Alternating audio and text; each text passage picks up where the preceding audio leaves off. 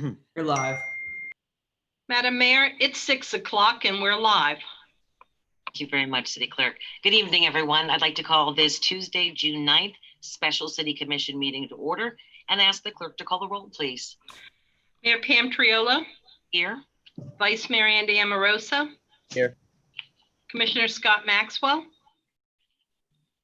I don't see him yet. Commissioner Omari Hardy. I don't see him yet. Commissioner Herman Robinson. Here. Thank you. If everyone would please rise for the pledge led by Commissioner Robinson. I pledge allegiance to the flag of the United States of United States America of America. and to the republic for which it stands, one nation, under God, indivisible, with liberty and justice for all. Thank you very much. Okay, we're going to move right into it just to let everyone know this is ordinance number 2020-08, establishment of a mixed-use urban plan development district for the Bohemian. This is an ordinance. City Attorney, will you please read the ordinance by title? Remembering everybody, please, we have a different set of rules for this first meeting as it is a quasi-judicial hearing procedure. So please follow with me very succinctly so that we can make sure we get it right. Thank you. Yes, thank you, Madam Mayor. Can you hear me? Yes, we can. Okay, ordinance number 2020-08, an ordinance of the City Commission of the City of Lake Worth Beach, Florida, amending the official zoning map by approving the creation of a mixed-use urban plan development district located at 1017 Lake Avenue, 101 Southeast Coast Street, in a portion of 202 Southeast Coast Street, consisting of approximately 2.0359 acres, as more particularly described in Exhibit A, that is located within the Transit-Oriented Development East, TOD/E, and Artisanal Industrial AI zoning districts, with a future land use designation of Transit-Oriented Development, TOD, that includes the specific development standards described in Exhibit B. Approving a development of significant impact, approving a conditional use permit, approving density and height bonus incentives through the city's Sustainable Bonus Incentive Program and Transfer of Development Rights Program, approving a major site plan for the construction of a mixed-use urban plan development consisting of 200 residential units, a 3,619 square foot commercial structure, and a 5-story parking garage, provided for severability, conflicts, and an effective date. Thank you very much. This is the first reading of an ordinance to establish a mixed-use urban plan development district pursuant to the city's land development regulations. This is the first quasi-judicial hearing on this application. At this time, do any commissioners have any ex parte communications, personal investigations, or campaign contributions to disclose? I've spoken to the developers. Okay, thank you. Vice Mayor? I've too spoken to the developers. Okay, I have spoken to the developers as well when they were doing the mid project and I was at the mid's grand opening. Now, City Attorney, just to clarify. Just to clarify, I spoke to them in reference to this project. Okay, thank you. City Attorney? Yes, Madam Mayor. Since 2 of our members were absent for the roll call, can we come back to this as we go through this process? Absolutely, that's an excellent point. If they show up during this hearing, we will have to ask them to disclose at that point before they participate. Okay, thank you very much. Appreciate it. Thank you. Okay, at this time, the commission will take evidence, testimony, and public comment on the proposed mixed-use urban plan development district.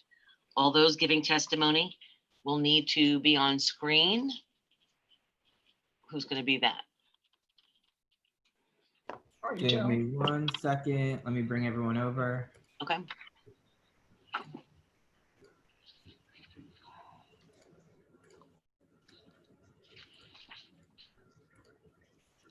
You brought everybody. Okay. I just brought everyone over for now. Okay.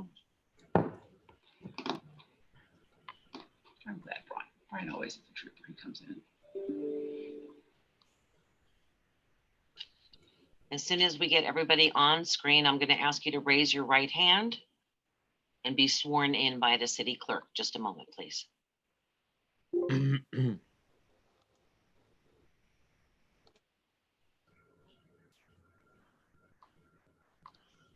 Is everyone there?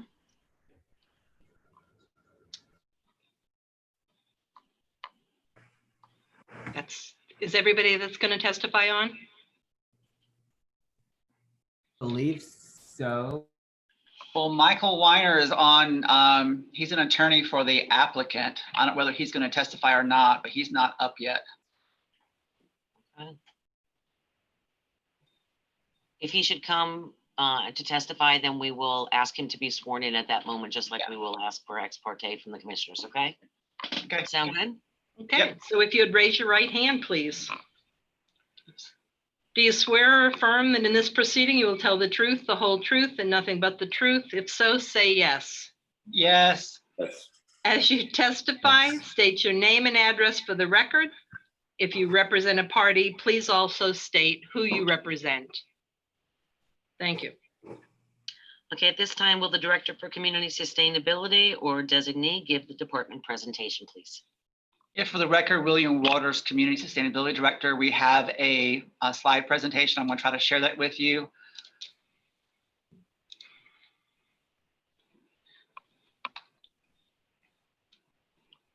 Can you all see that? Has it come up? Yes. Okay. So it's a new business item, the Bohemian Ordinance number 2020-08. Just to recap a little bit of the title that Christy, the city attorney, read and what the mayor read, went over pretty much all that's included, but it is a development of significant impact being requested by 1017 Lake Avenue by affiliated development represented by Jeffrey Burns. It includes a mixed use urban plan development, major site plan, conditional use permit, sustainable bonus program incentive, and transfer development rights incentive.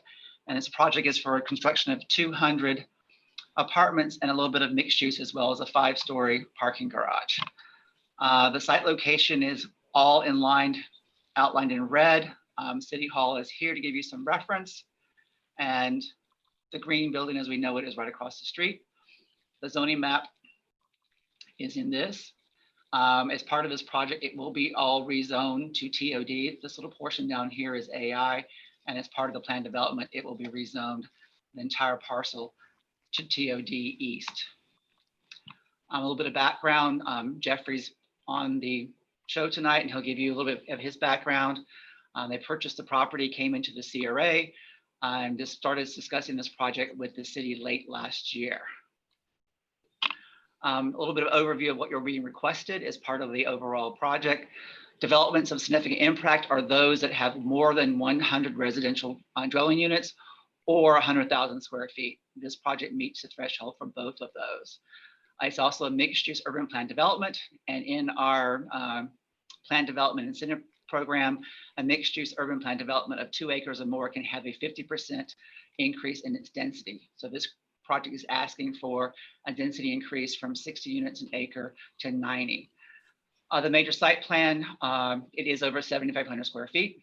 The sustainable bonus program kicks in when we have projects that are more than 2 stories. This project is proposed to be 7 and 82.5 feet. Conditional use permits are requested when a project is over 7,500 square feet as well. This includes the whole project as well as a 5-story parking garage. And then this project is also asking for a 10 unit per acre transfer development rights incentive, bringing the total density proposal to 100 units an acre. This is a general site plan. This is a rendering as you're driving down Lake Avenue, going east, and you'll see the project off to the right. This is actually located at the southwest corner of East Coast Street and Lake Avenue. The site plan as it's laid out is at the lower part of the screen. This is the smaller commercial building that will front lake. The apartment building runs all along. Hopefully you can see the arrow. Some of the amenities include an open lawn, a pool court, an Uber lounge, a dog park, some outdoor recreation area, a fitness center, and then the parking garage is at the back of the property with 2 points of access on East Coast Street, which is part of this project. Eventually, East Coast Street will be one way going north. Some overview of this is site plan again. This is the East Coast Street here, the Florida East Coast Railway right of way. It's right up against that. Some of the amenities are shown on the site plan, the dog park and other things that were proposed.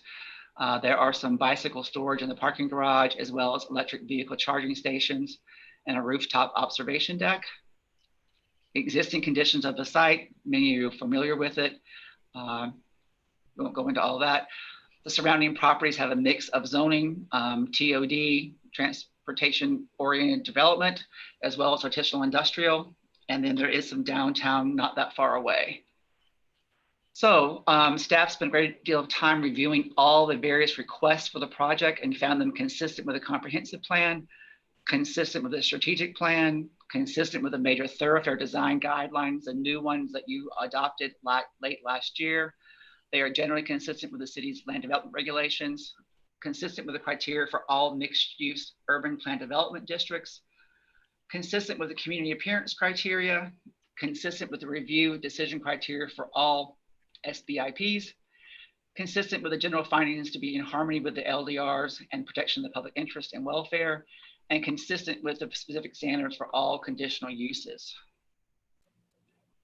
So there are, because it's becoming a planned development, there are some deviations from the strict adherence to the city's land development regulations involving minimum required setbacks, maximum impermeable surface coverage, minimum living area, maximum density, some issues with signage and wall fencing and security lighting.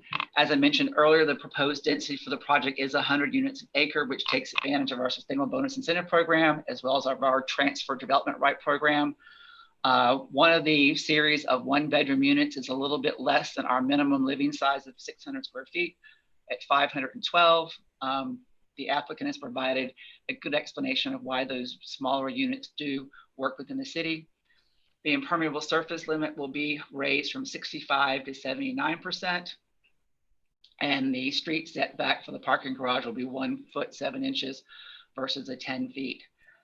So overall, it's not deviating much from our land development regulations, but there are some peculiarities with this site since it's very long and very narrow to have a parking garage fit on that site and be efficient. So in summary, the staff recommended approval to the Planning and Zoning Board for the various aspects of the project. At the May 27th meeting of the Planning and Zoning Board, they also unanimously recommended approval to the City Commission for all aspects of the project. And there were some conditions of approval attached to the staff report, of which the Planning and Zoning Board recommended those be included as a recommended approval. So we do move forward with including those conditions of approval as part of this project and the declaration of a planned development. That concludes the staff's presentation at this time, and we're here for questions if you have them. Anyone have any questions? Yeah. Sorry. Okay, hold on one second. Do we have anyone? Did we have Commissioner Hardy and the Vice Mayor Pro Tem join us yet? I can't see the big screen. Is the presentation still up? I've joined. Okay. Has Commissioner Maxwell? Yeah, he just finished. Okay. He's connecting right now, Commissioner Maxwell, according to Sabrina. Okay. Debbie, did you want to do the? I can't hear you. You're muted. I had a question also. If you could ask about Ex parte. the ex parte, I'm sorry. Yeah, Commissioner Hardy. Commissioner Hardy. Everyone had to be sworn in and mention if they had any ex parte communications or contributions. Sure. I have had lots of conversations with Jeff and Nick and the folks from Affiliated about this project and other projects in the city. As well, I have received in the past a campaign contribution from Affiliated and also campaign contributions from Mr. Rojo and Mr. Burns. So that's out there. Okay, thank you. Looking for my raised hand business. Oh, no, you're going to be up first. You're fine. I got you. Commissioner Maxwell, are you there yet? Can you hear me? I can hear you. Okay, no, I've had no conversations with either one of those gentlemen since the last time we voted on this project. Okay. Thank you very much. Okay, Commissioner Robinson? Excuse me, Madam Mayor. Mr. Weiner just joined us. Oh, You okay. might want him to raise his right hand about the swearing in. Okay, Mr. Weiner, do you want to raise your right hand to be sworn in? Do you swear or affirm that this proceeding you will tell the truth, the whole truth, and nothing but the truth? If so, say yes. I do. And as you testify, would you please state your name and address for the record? And if you represent a party, please also state who you represent. Thank you. I shall.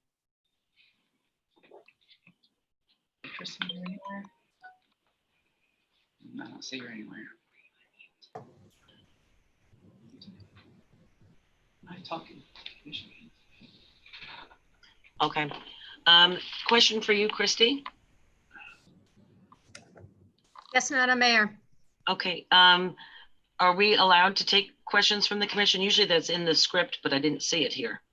Usually we go straight to go ahead and allow the applicant to make their presentation, and then allow for questioning, whether it's staff questioning the applicant questioning staff, and then the commission asking their questions. So we get the full presentation from both sides out first.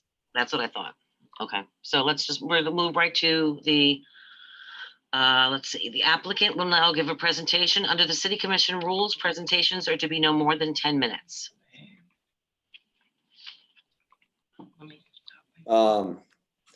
Did we have the presentation that we sent? Is that what has to show up on the screen, or? Yeah, that's been shared with Keith Sullivan, our sort of Your hand is Zoom already up. extraordinaire, so he can pull it up for Yeah, you. grab it. Terrific. Welcome, Mr. Burns. Well, first and foremost, Madam Mayor, board, thank you for having us present. We're excited to share with you yet again the project. This has been presented to you already once for funding, and now obviously this is for land use. So I'd like to start off by just saying that hopefully you've been able to or had the opportunity to drive by the Mid lately. I was on site a couple days ago, and things are moving really smoothly. I want to first and foremost thank William and his staff and everybody down there for helping us have such a smooth process and keep things moving, especially in light of the pandemic and everything that's been going on. So far we're notwithstanding the COVID situation, we've been able to keep that project on schedule, which is a huge thing for us. And what it's done, the reason I bring that up is because listen, I mean, this project has been underway for some time now, but we've encountered a lot, both in terms of market conditions and different nuances to the business that has shaken our industry. And there was a lot of my developer peers out there that have scrapped projects that they've been working on, terminated land contracts and all that. I can tell you right now that we had some really difficult conversations, and the reason, even in light of everything that's happened, the reason why we've continued to pursue this project is not only because we made a promise to the city and everybody, but it's because of the amount of confidence that we have with you guys. And we've been through a long process in getting the Mid going, and that's going smoothly. And had it not been for the relationship that with you, I can tell you that things would be much different. All that being said, we're excited to get this project moving forward, and more excited to get a shovel in the dirt. This is one that we're super excited about, and it's meant to be different than the Mid. So with that being said, I'll kind of get started. I'm not going to go over all the details because I think most of you are familiar with it. We're talking about 200 units, a 7-story structure. The project's called the Bohemian, which, as I presented before, I think is a very fitting name. Hopefully captures the essence of downtown Lake Worth Beach. We designed this project to be different than the Mid. The Mid is more of a commuter project. It's on 6 acres.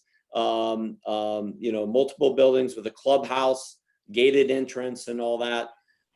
This project and our units are a little bit bigger. This project is meant to be tailored more to the urban dweller, folks that want to live in a nice, cool project in an urban environment, walk out their front door and have all the city's amenities at their disposal, and have all the amenities that come along with this type of a project. So with that, we were posed with some initial challenges. This site is very narrow, and so we had to situate this building with a lot of attention to views and other things that our renters are going to be experiencing. So to move along, another important piece of this project is not only the fact that we're going to have 200 people living there, but we're also going to be incorporating some public parking. So one of the important components was, again, part of our public-private partnership is that we're going to have a garage that's going to house both public parking spaces and spaces for our residential tenants. Well, I'm not going to go over where the site is or what it looks like. I think we all, I think William did a good job covering that. One of the unique components of this is, and I've been asked a few questions about this, is why did you situate the commercial building on Lake Avenue as kind of a separate structure and a single-story structure? We did that for a couple reasons. Number one, we wanted to provide a nice, approachable feeling as you enter in off of Lake Avenue. Obviously, Lake Avenue is going to be our kind of keyhole to the project, both from a pedestrian standpoint, but also as people venture in further east. And so we wanted to not put the building right out on the street, but set it back a little bit. And what that does is it creates an environment where people want to approach from a pedestrian standpoint. It's much more approachable, and it opens up East Coast Street, which is a street that we're really hoping will be activated as a result of this project.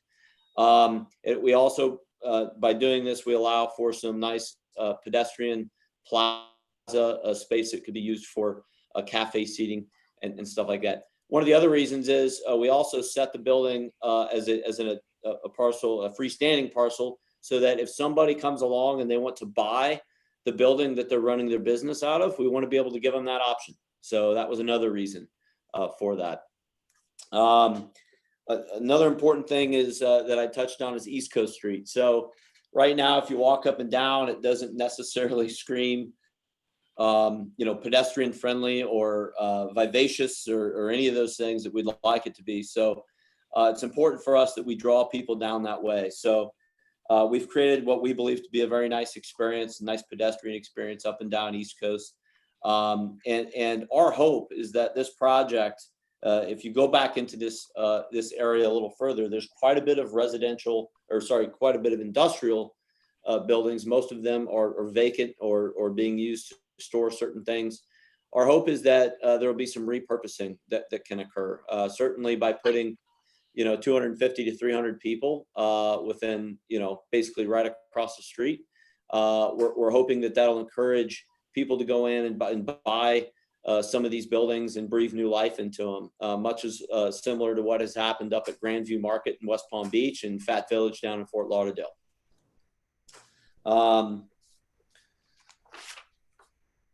We are tailoring, as William had touched on, we are tailoring our units to a little bit of a smaller unit. So in a lot of our research, not only do we believe there's a tremendous amount of demand for this type of product, but we also think it differentiates ourselves from the other investment that we've made, which is the mid. The mid has bigger units, bigger 1-bedrooms, and we went pretty heavy on 2 bedrooms. This project, again, being tailored more towards kind of the urban dwell, we wanted to make them very efficient because we want to make them affordably priced. We don't want to make, a unit that's going to be not attainable for the average person that wants to live in this type of environment. So we went much more efficient on our unit designs, and then what comes along with that is we have a tremendous amount of amenities that are just right there. So unlike the mid, where people are generally going to be spending a little bit more time in their unit because the amenities are a distance away from their unit, this particular project units are going to be right above amenities. So people, it's an elevator right away. So that was one of the reasons why we went a little bit smaller. We're especially excited. One of the biggest challenges we encountered on mid was just the fact that, there aren't a lot of comps. Now we know that coming downtown, right? There's not a lot of comps for an urban and multifamily project to this scale. So our hope is that this particular project will prove that market up and set the stage for additional development and additional investment in the downtown. We have no doubt that it's going to be a huge shot in the arm for businesses, and now more than ever, obviously, supporting these businesses is especially important. On average, our renter household will spend about $30,000 of spending in the local proximity of where they live. So this is a tremendous amount of additional revenue that hopefully will seep into these businesses that are within the downtown core.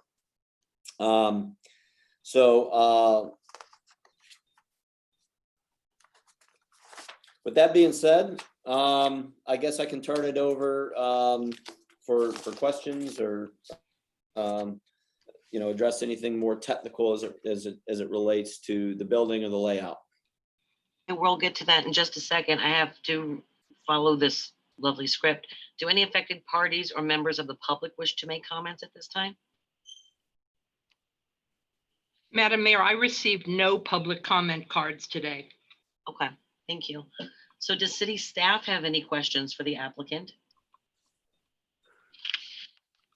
No, we don't. We've been working collaboratively with Jeff and Nick and his whole team for quite a while, so we don't have any questions at this time.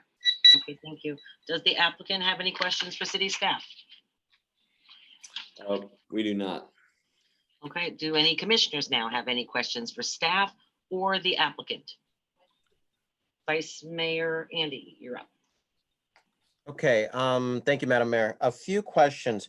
William, can you tell me what the conditional uses or the conditions the Planning and Zoning Board set forward? You had said it had some conditions. Yeah, well, for one, the project, because of its size, requires a conditional use permit. We've got conditions related to things that have to happen before certificate of occupancy is granted. There are conditions related to public services, water, sewer, and electric that need to be met before a building permit can be issued. There are some performance criteria for the landscaping, working with staff on the murals. There's a variety of things that are involved that are fairly innocuous that just are there to enhance and make sure the project goes smoothly from the time that it's entitled, when this approval project process is done, through it being given a certificate of occupancy, hopefully within the next couple of years. Okay, and now can you talk a little bit about drainage? I think I saw Brian on there too. I have a few concerns because the site is so old, the infrastructure, they don't really have room for drainage ponds and things like that. What are we doing that might be different or unique to this site because it's so different? Yes, this is Brian Arnold with WGI, civil engineer for the project. Hi. The Lake Worth criteria has the retention of the 3-year, 1-day storage on site, and that's something we intend on meeting. The site will primarily use exfiltration trench for storage and water quality treatment. And then the building itself, the finished floor, will be met using the 100-year, 3-day storage, 100-year, 3-day storm requirements that are typical with South Florida Water Management District, along with their other criteria that are in place. Okay, and Brian Shields, are we doing as part of the deal is a complete underground, revamp like we did with the mid, or do we have some newer infrastructure there? No, this is a little bit, Brian Shields, City Engineer and Water Utility Director. This is a little bit different, Commissioner, in that this particular site has a major storm drain trunk line running through basically the middle of the property, which leads east to the intracoastal. So it's already got adequate capacity to handle any additional flow. As the previous Brian stated, they have to pre-treat the first flush on site and are proposing exfiltration trenches. So they comply with all of our drainage criteria. Okay, thank you. And my next question, I don't know who can answer it. How many elevators are on site? I only saw, I think, 2. So there's actually, Jeff? Commissioner, there's 2 in the main building and then 1 in the parking garage. Okay, and that's to code.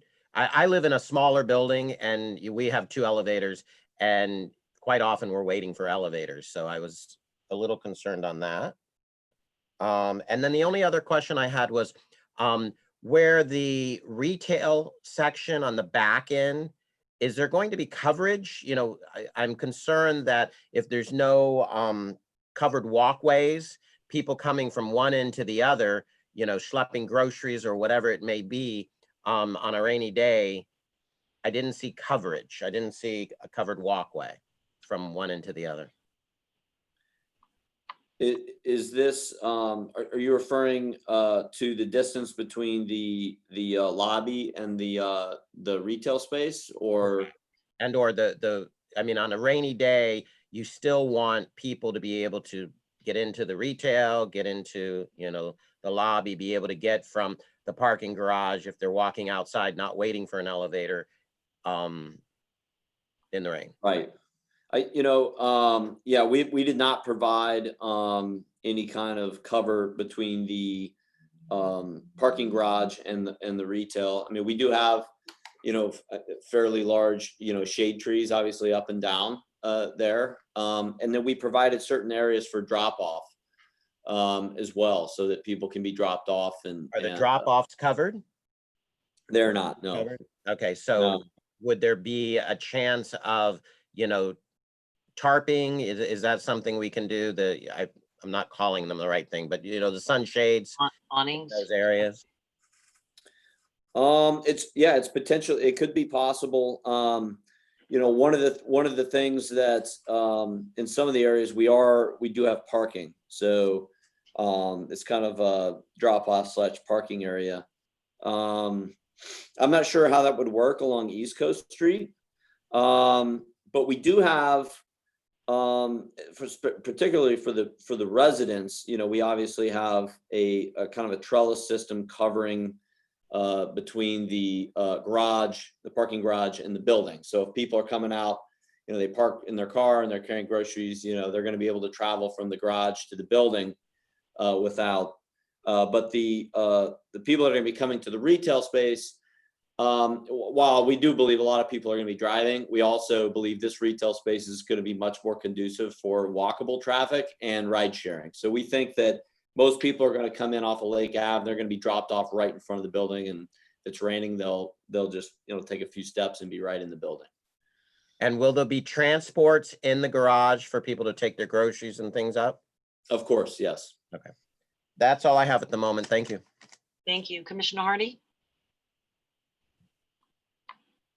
First of all, this is a good project, and I just have a few questions here. It's actually more than a few, so please bear with me. I just want to make sure: are we still on just questions for the staff right now, or are we lumping them together, staff and the applicant? This is staff and the applicant. So this is staff and okay. So, you know, I'll start with staff. William, you talked about East Coast being one wayed. You know, first of all, you know, what's the width of East Coast? And I'm wondering whether we need or want more one-way streets in the city. Well, there's a proposal that is moving forward from the Public Services Department to get a grant from the TPA to reorient the streets on both East Coast Street going north and 8th Street going south. It facilitates our being able to add parking on the street, wider sidewalks, shade trees, manage traffic better. And I believe that grant application, and maybe the city manager can correct me if I'm wrong, was brought to you all, and we are pending receipt of it. And part of this project is offering some funds to Jeff and his development team to do the implementation of part of that redo of East Coast Street as part of this project. I believe. So on H Street, is there not parking on both sides of H Street already? There is, but based on the width of the street, there really should not be parking on both sides of the street and have two-way traffic. We get a lot of complaints about that street not meeting health safety standards for access from fire rescue or police due to the fact that there's parking on both sides of the street. Okay. And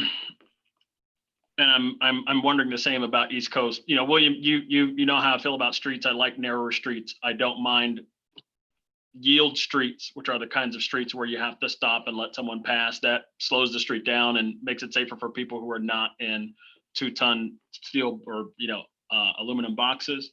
But if this is a part of some broader package with the TPA that's also going to help finance the project, is that what you're saying?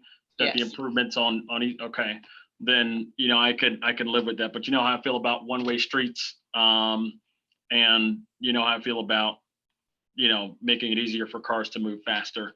Can we talk a little bit about the size of the units, the 1-bedrooms? I know that they predominate in this project. About how large are they, and about how large are the 2-bedrooms, just for? Well, the 1-bedrooms are 512 square feet and just barely under 600, and then the 2-bedrooms are right at 800. Okay, I appreciate that. Well, so the 2-bedrooms that we're showing are roughly 1,035 square feet. Okay, so they're not 800, or is there a mix of 2-bedrooms with different sizes? Yeah, there could be a mix that averages them out, but we do have some bigger units as well. Okay, but pretty much all the 1-bedrooms are around 500 square, you know, 512 square feet. We have between 500 and 600 square feet is generally the 1-bedrooms, and then we do have yeah, and then the 2s are anywhere between 975 and 1,035. Okay, and William, for reference, what are our minimum dwelling space requirements for units with In those? general, a studio is 400 square feet, a 1-bedroom is 6, a 2-bedroom is 800. Those are our requirements on the Yes. on the code. Okay. All right, fantastic. And I guess my point is, you know, some of these 1-bedrooms are coming in seemingly underneath our minimum dwelling space requirements, which I don't mind. I think it actually shows us that we need to take a look at our minimum dwelling space requirements and adjust them downward to facilitate, you know, easier approval for projects like this. Okay, so can we talk a little bit? We touched the unit size. We touched the one-way on East Coast. Can we talk about rents here for the 1-bedrooms and for the 2-bedrooms? And I imagine there's going to be a range, but about what are these things going to rent for? Yeah, so you're right. There's a range. So we'll be about 1,200 on our 1-bedrooms to about 1,350 on the ones, 1,350, and then on the 2s, we're at about 1,700, 1,800 would be the max. Okay. And you know, I hate to ask you about financing here, but is there was some discussion earlier in the process about working with the county on some workforce dollars. And so can you talk about the relationship between the rents and the workforce and the incomes of the folks who will be able to be there, if that actually went through? I don't know if that actually went through, but. Yes, actually, no, that's a good question. So we're in the process, and that's a necessary component to obviously making the financing work. Mm-hmm. We're in the process of negotiating the exchange program. The county rolled out a program called the Builder Exchange Program, which allows us to basically have a certain workforce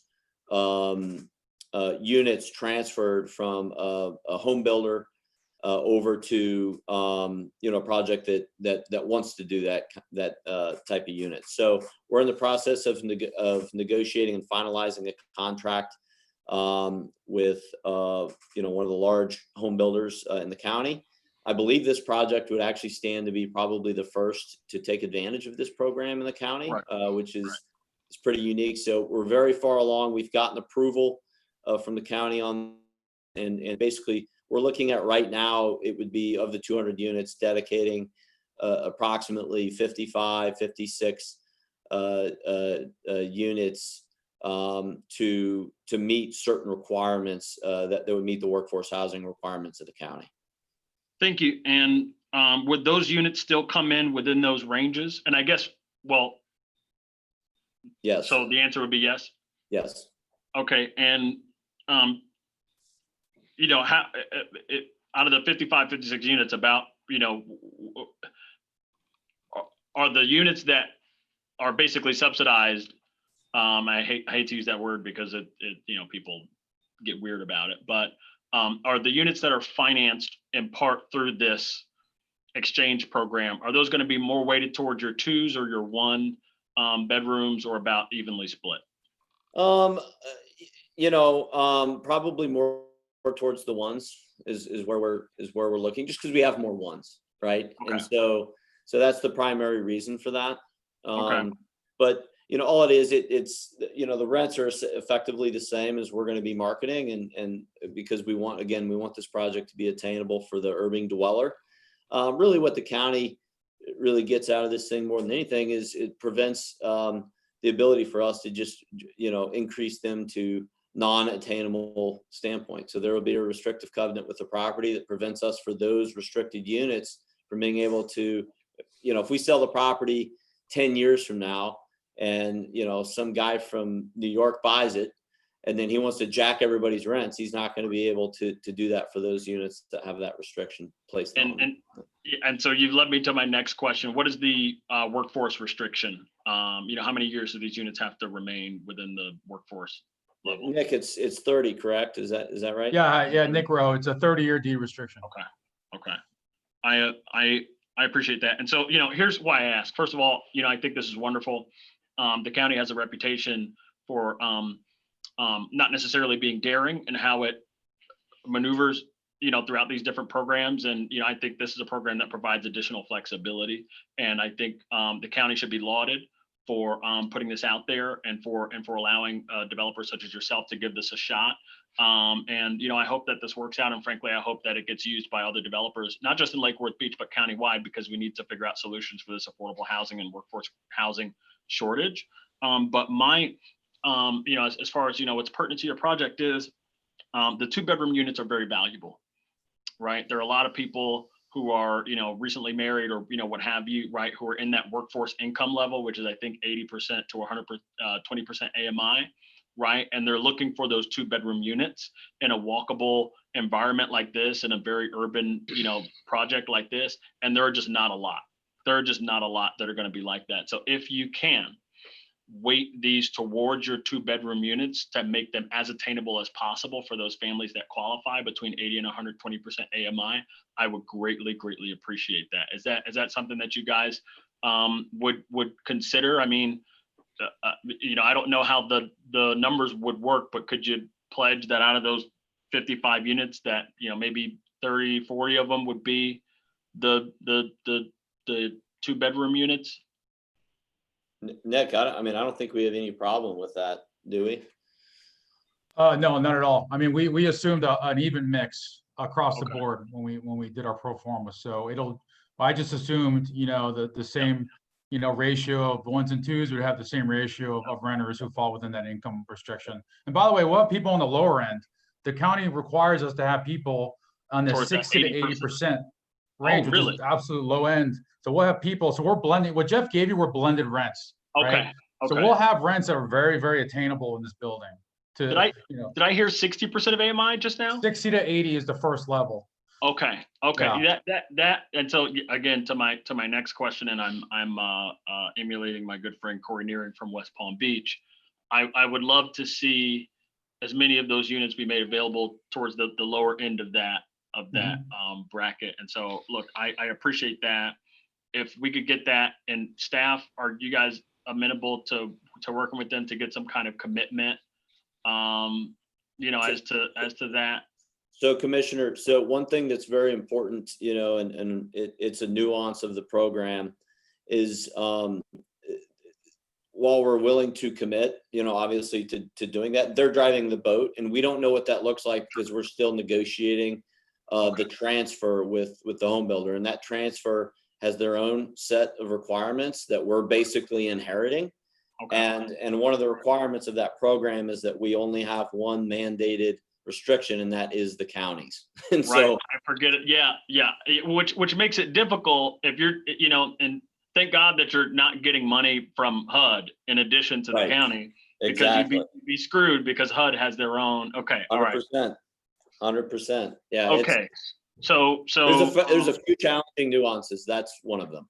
well, I'm not gonna gripe about the that restriction. This program is an improvement over the existing program. And so I am happy that we are where we are. So all right, so we got 30-year restriction there. So we've tackled that. We talked about rents. And I just have a question about some questions about the separate building. Mhm. Is that technically on a separate parcel? No, it'll all be on. So we're obviously going to be conducting a unity of title and having everything under one parcel. So no, it'll all be on the same parcel. So if someone were to buy that building, they wouldn't be buying the land; they'd just be buying the improvement. Yeah, we would just condominium that building out. That's how we do it from a legal standpoint. Okay. All right. Cool. That addresses that question. And I get so and like they wouldn't have. Like my next question was about, what sort of development rights they would have. So they wouldn't have any additional development rights. Okay, No. so they'd be buying. All right, cool. Yeah. And impact fees. I hate impact fees. Every time someone comes in front of me with a project like this, I always want to ask them, what do you guys pay on impact fees so that the general public can know how ridiculous they are, and how much they increase the cost of construction, which gets passed on to the people who rent or buy there. But do you know about what you guys are going to pay in impact fees for these units here? Yeah, it's gonna be roughly $1.4 million. $1.4 million in impact fees. Yep. Okay, so and just what's the total value of this project, if you're comfortable sharing that? Yeah. Sure. All in, it's gonna be about almost $50 million. Okay, so that is not an that's like 2.5% of your project. And that's not an insignificant amount to include in your basis. And I just want folks out there to know who are watching this, when we force people who are building a product that we want to pay more than it actually costs to deliver that project, there are consequences. So as we talk about this affordable housing crisis, the consequences of having someone pay, almost $1.5 million on a $50 million project for stuff that largely, as the mayor has repeatedly said, gets spent outside of our jurisdiction, is extremely, extremely problematic.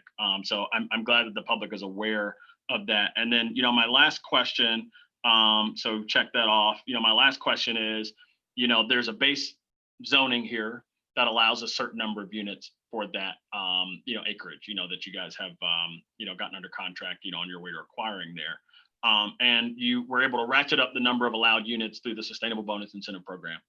And subsequently, you were able to ratchet up the number of units through the Transfer Development Rights Program. That's confusing to the public, right? So, the public doesn't really understand how we get to 100 units an acre, which I think is fine. I almost, wish it were by right. William knows how I feel about that. But can you tell me, how did you, of the additional units that you got, first of all, what would the base zoning allow? And this, I guess, would be for William. How many units on this property would the base zoning have allowed here? Once the comprehensive plan amendment that you approved last week were to go through, the base maximum would go up to 60 units an acre. Right now it's at 50. Okay, so it's about 120 acres or 120 units. Sorry. Exactly. So we got 80 additional units. How many of those additional units were attributable to the Sustainable Bonus Incentive Program? Can you tell me, William? Or 50% times 60, so it would be 60 of them. Okay, so we went from 120 to 180 via the Sustainable Bonus Incentive Program. Yes. And there's a dollar amount that you have to spend on your project, if I'm not mistaken, for that additional, for that bonus incentive program. Am I wrong about that, William? You are, but in your letter of intent that was approved several months ago, you waived that for this project. Okay, so those 60 units didn't cost them anything extra than what it normally would have cost. No. Okay, and so we got an additional 20 units, I guess. The last 20 units came from the TDR. About what did that cost? You also waived that as well. So they didn't have to buy the development rights from us? No, we waived it as part of the development letter of intent agreement. Okay, so we just okay. All right. Well, I'm cool with that. Again, this is a project I like. I wish we had 20 of them, and I always wish that there were a simpler way to do things, but I'm glad that we got here, and I'm really excited about this project. This has the potential to change the west side of Dixie Highway. And I'm very excited about it. Also excited about the workforce part. Thanks. Those are the entirety of my comments. Thank you, Commissioner Robinson. Good conversation. I appreciate Commissioner Amoroso's questions and Commissioner Hardy's. I don't know if Commissioner Maxwell had any questions or not, but I think this is, I really want to be in favor of a project like this. I don't know what the AMI income is that we're talking about here. And you're saying they're going to spend $30,000 locally. And the income is what? So Commissioner, what I was quoting is on average, the buildings that we've done in the past, our renters spend on average $30,000. Now, in this particular instance, for a one-person household, the AMI is anywhere between if you're at 80%, it's 50,000. Going up to 120% would be 73,800 for a one-person household. Well, you're talking 56 units at the max of 50,000 then, right? What is 60%? So 60% on a one person is 36,900. And they're going to spend 30,000 downtown. Well, they're not going to, and that's I know that. I think I got that. Boy, this is a tremendous project. I really want to succeed. I guess I'm going to talk about the TDRs. How many then do we have left? William. Over $1 million. I'm sorry, we have $1 million worth? No, we have over 1 million square feet of TDR left in the bank after the ones that are being used by this project. Okay. So the rents, we're talking about 50,000, 36,000.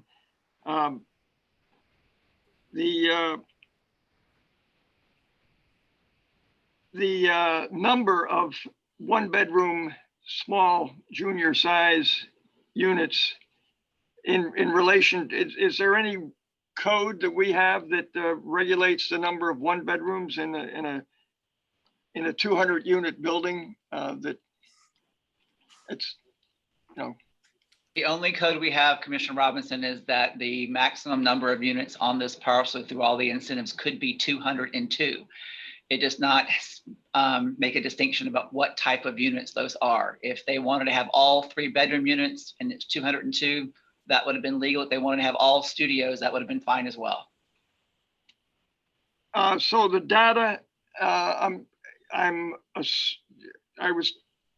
we're going to hope that the data proves that it's going to be marketable at 590 square feet or something.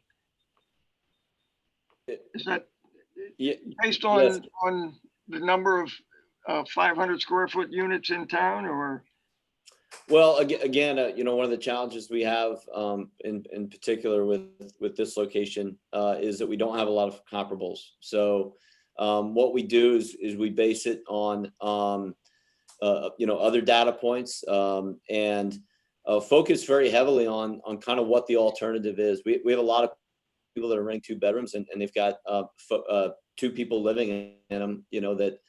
One person's paying for 1 bedroom, the other person's paying for another bedroom. So we have a lot of data that we've gone through. Obviously, we conduct and our lenders conduct market studies and appraisals and everything to make sure that what we're doing is well within line of what the market will accept.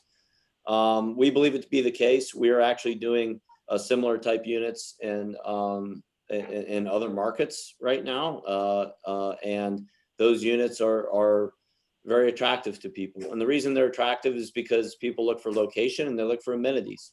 So whereas some other properties, you might be getting in your car and driving, 20 or 30 minutes. You're basing your data on other towns then? We have to.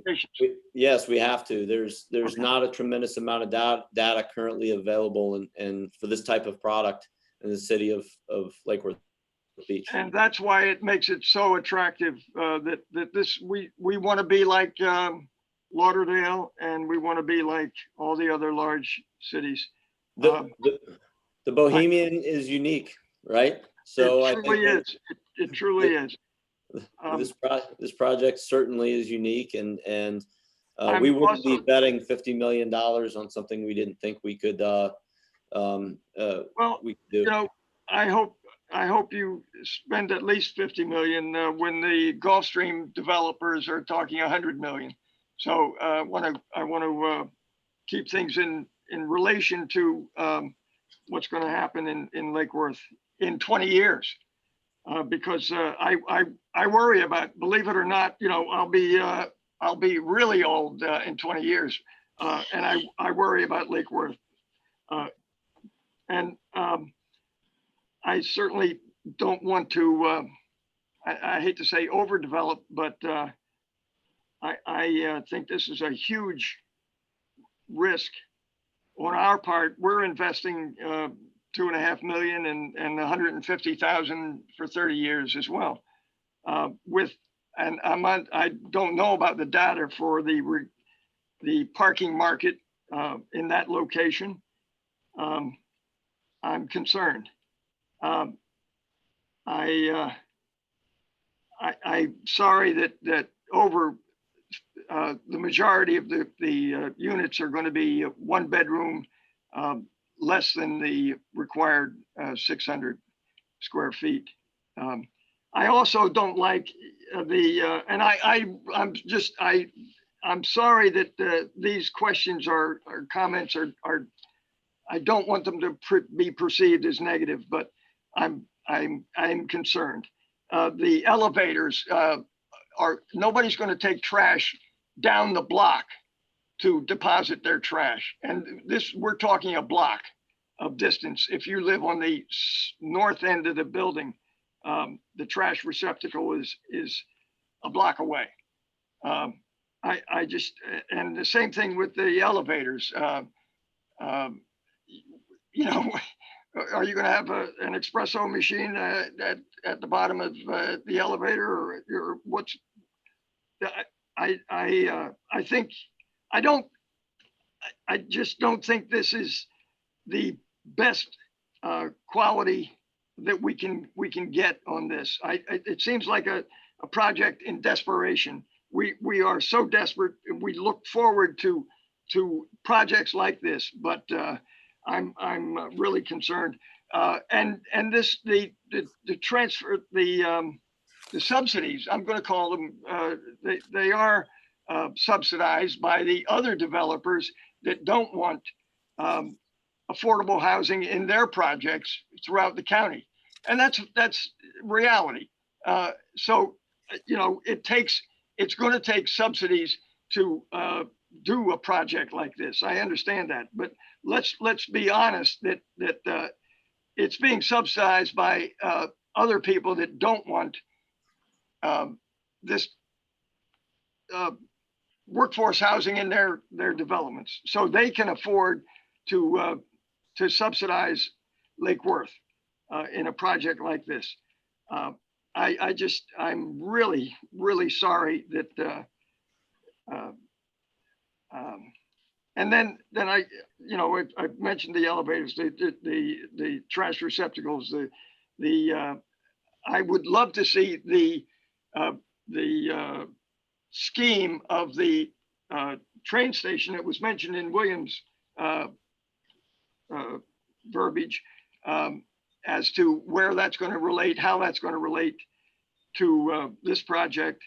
I'm also concerned about the conflict of the one-story building on the thoroughfare when we're talking urban development and urban design, and then we have a one-story building on Lake Avenue.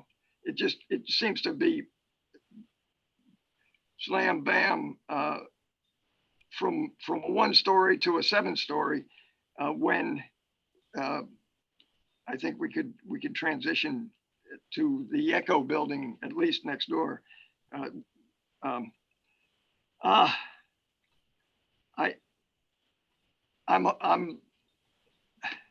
There was a request in the verbiage about moving the whole project east to the sidewalk. William, can you help me there? Is that true?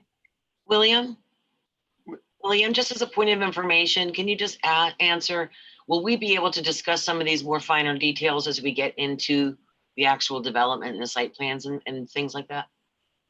Well, that's what tonight's hearing is for, Mayor, and then you No, have I another mean, meeting. when they go to the construction process, I mean. Well, there's quite a number of hoops to get a building permit, and there'll probably be some evolutions of the building as part of that in the review, I'm sure.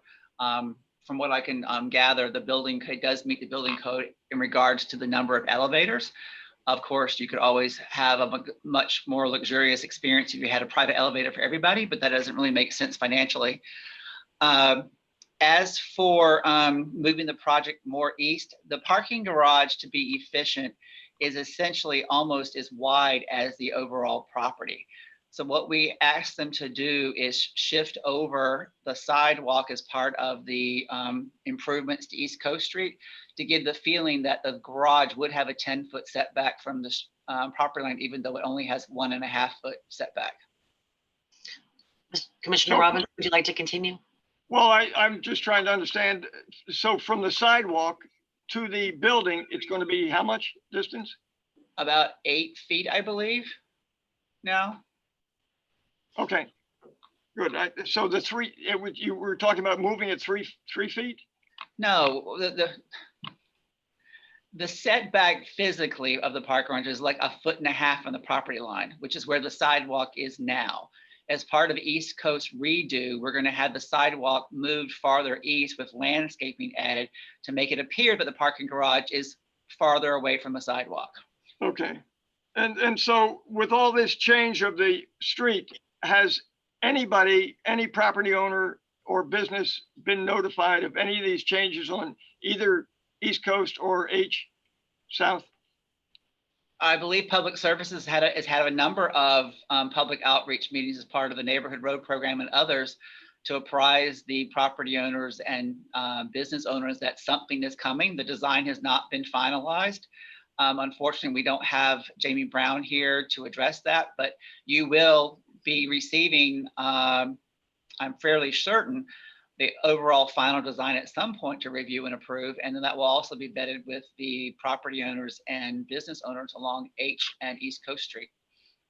So we're going to approve this project with the assumption that everything's going to be fine and dandy for the other property owners on that street. I believe the only assumption you're making is that eventually East Coast Street will be one way going north. And let's say they're going to be coming from 6th Avenue. They could, yes. Well, okay. And then 8th Street is going to be going south. Yes, sir. So they're going to be coming from Lake Avenue. 6th as well. Well, They may be going to 6 down Assuming they're H. using 95, is it real? Anyhow, If you were coming on 95, you could drive up East Coast Street, or you could go to Dixie Highway, make a left, come down Lucerne and zip down 8th Street that way. we're not using first then as anything helpful to, I don't to the recall project. how those are set up, but I think it's more second that gives access to the parking garage versus first. okay. So the traffic pattern has been approved by the county, whoever. Actually, if I might give a point of information, Jamie Brown has just joined the call. So maybe we can get some more details from Jamie, if that suits you, Commissioner Robinson and Mr. Either- Water. As long as, it doesn't matter, Jamie's good, but William's been more involved in this project. The county is approving the traffic. You just as it- asked a question about the TPA's program, so I want to make, Jamie, are you on? I am here. There you go. Cool. I have actually been here. Oh, sorry about that. We didn't know. No worries. Okay. Yeah,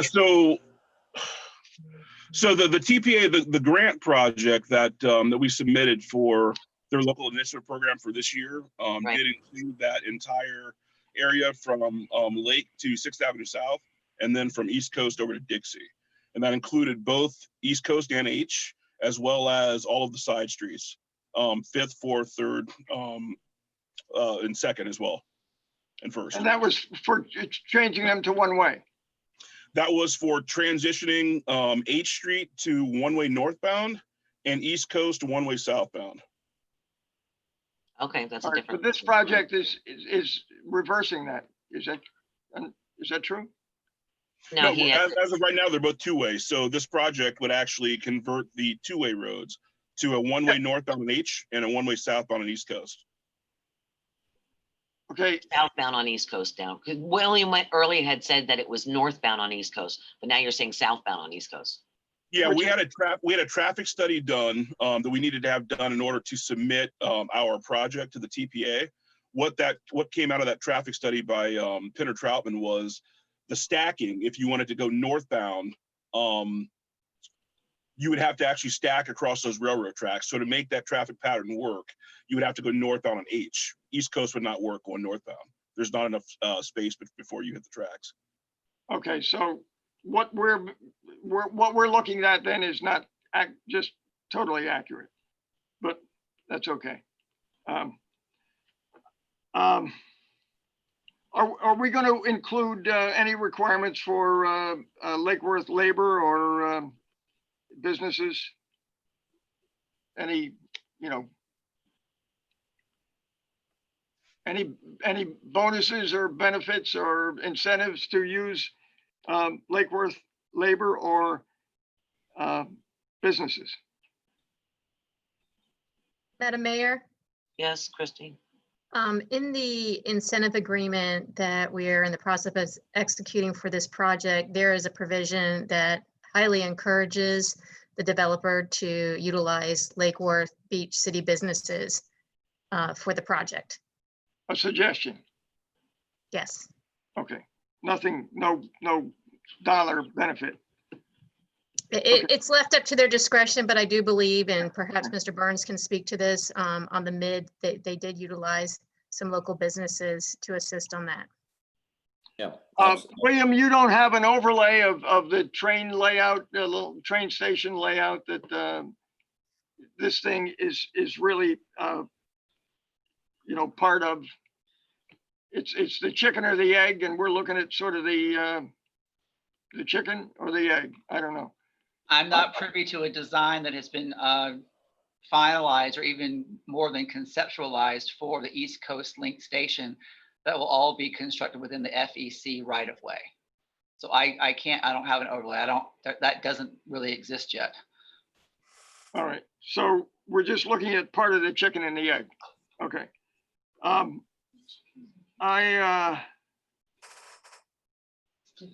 And there's no incentives for solar anything? The project is taking advantage of a revenue stream incentive from electric utility. that utility incentive will disappear more likely if they've used photovoltaic to generate their own electricity. But, okay. All right. Thank you. Thank you very much. Vice Mayor Pro Tem, you had your hand up and then I saw it went down. Did you have any comments? I want to make sure everyone gets a chance to ask questions. No? Vice Mayor, you had your hand up next.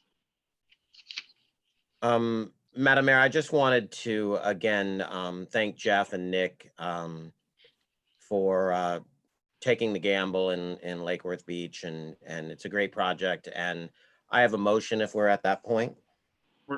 We're not actually with the quasi judicial. I have to hold on one second. I thought so. Okay, thank you. Yeah, thank you. Okay, I just want to have some questions too. I haven't had a chance to really ask. Number one, I'm really excited about the project. I remember when you were first talking about it when we were at the Mid, and was very excited about it. As most of you already know, I've always said this back to the beginning of when I got here, that downtown starts at the traffic circle.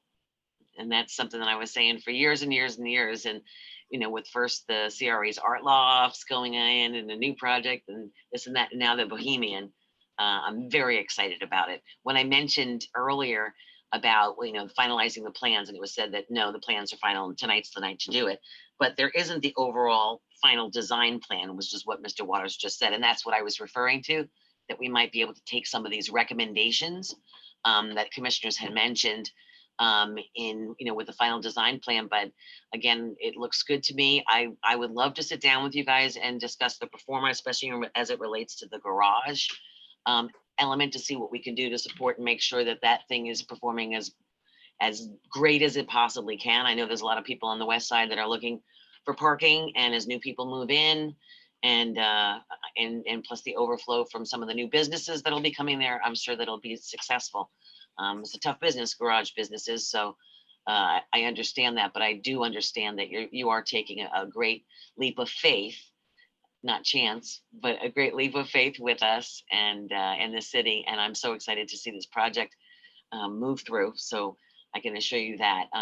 Also, I just wanted to question, Christy, can you answer me one legal thing for me?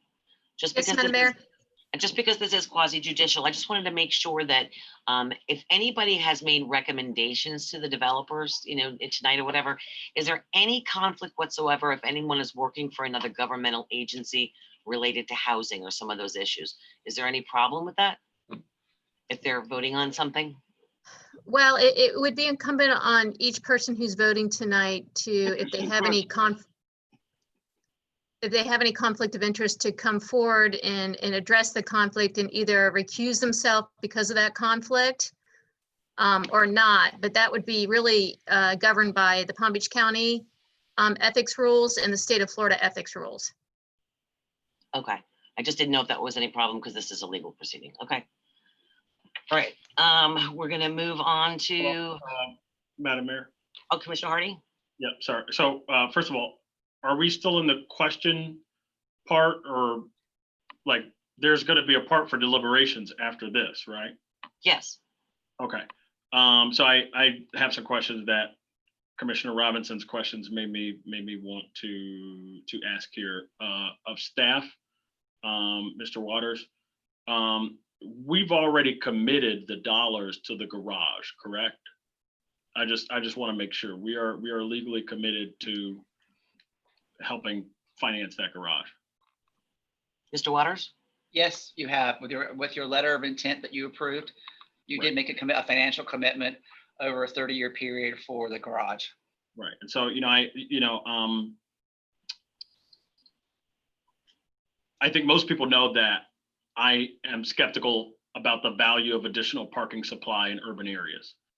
But we have committed ourselves to this garage, and we really committed ourselves to the project because the project hinges on the garage. And so if we want to make sure that our investment works out, would it be better to approve this project tonight, Mr. Waters?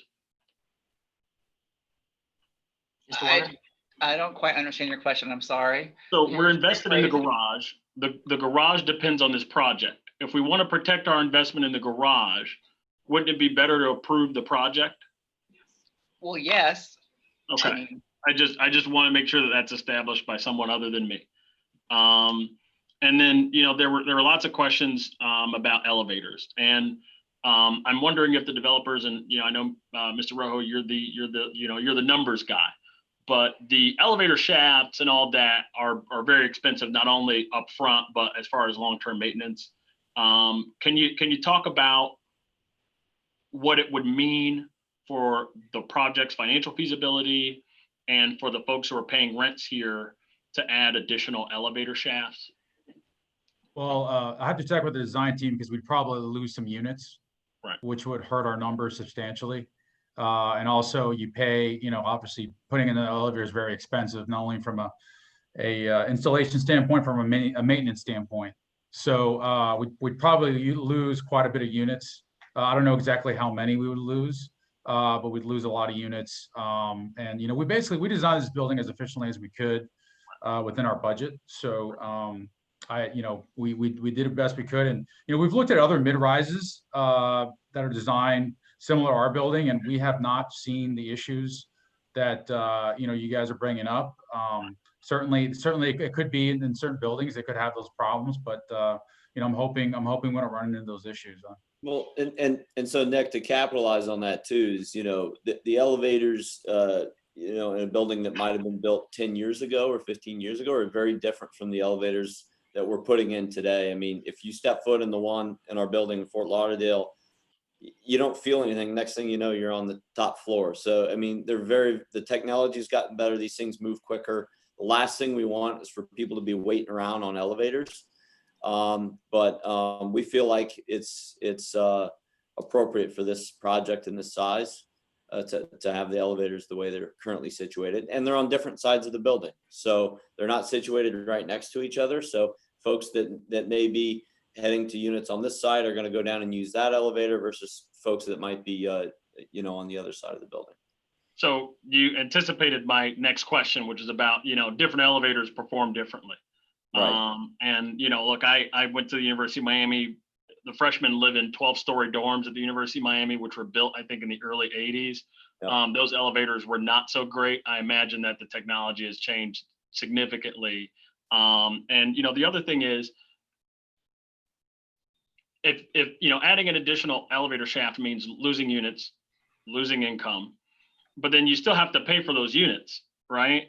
So you would, you know, you would still have to pay for that improvement of the additional elevator shaft. So you'd be spreading that additional cost among fewer tenants, which would probably have upward pressure on the rents. I don't know, you know, I'm basically trying to say, look, there are lots of things we would love to see in these projects, but there are consequences, right, to adding these things. And, you know, the thing is, you know, we sit on the dais, we have a right to have a say in these projects, but we don't pay the additional cost of adding an additional elevator shaft. That's eventually paid by the people who live there. So I would hope that we would be okay with it.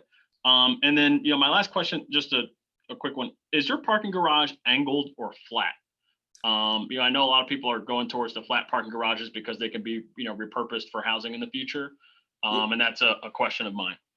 It's parking on grade. So actually it will be parking as we angle up the building. Okay. The reason we did that is because of the type of structure that we're using on this is a precast garage. And, you know, we tried to get this parking garage obviously as cost effective as we possibly could. Given you know, everything, public-private partnership that we have with you. So that was the most cost effective way to do it. And that's why we went that route. Okay, thank you. Those are my questions. I appreciate it. Okay, does staff or the applicant have any further comments? We don't have any more comments. Thank you, Mayor. Okay, then the public hearing portion is now closed. Is there a motion on the application for the mixed-use plan development district? And I know that Commissioner Amoroso, you made that movement earlier, but it was too early to do so. So I'll accept that as a first motion. And then I heard a second from Commissioner Hardy, I believe. Mm-hmm. Okay. Madam Mayor, Yes. what's the motion? What's the motion? Motions to approve. To approve. Okay. Okay. Vice Mayor Pro Tem, did you have a question?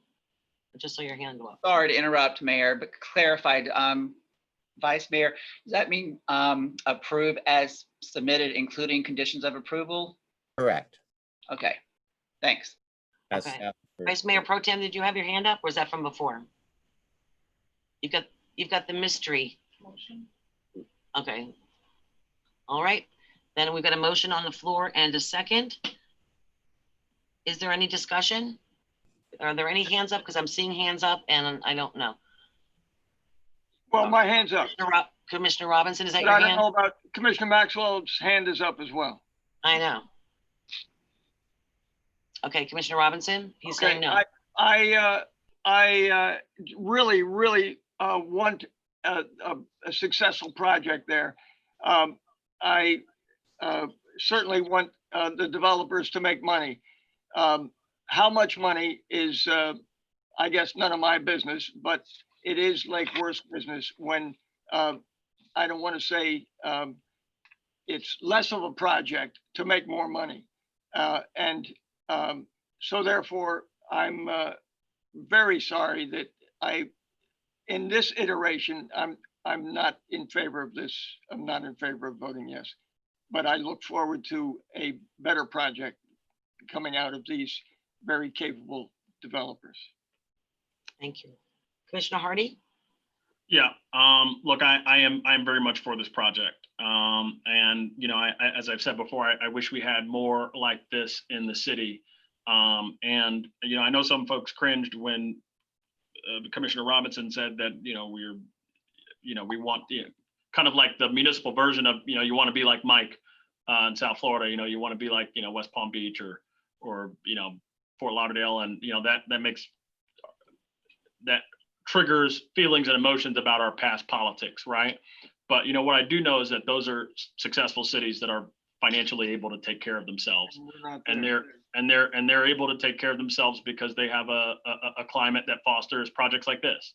And, you know, I think where we have a combination of a good project that I think long-term will improve the economic viability of our city, being that, you know, you're going to have an impact of about $6 million with 200 people there spending about $30,000 a year, being as, you know, over time and not immediately, but after a certain number of years, we're going to see that property tax at a value that reflects the improvements that have been made, not up front, but, you know, eventually.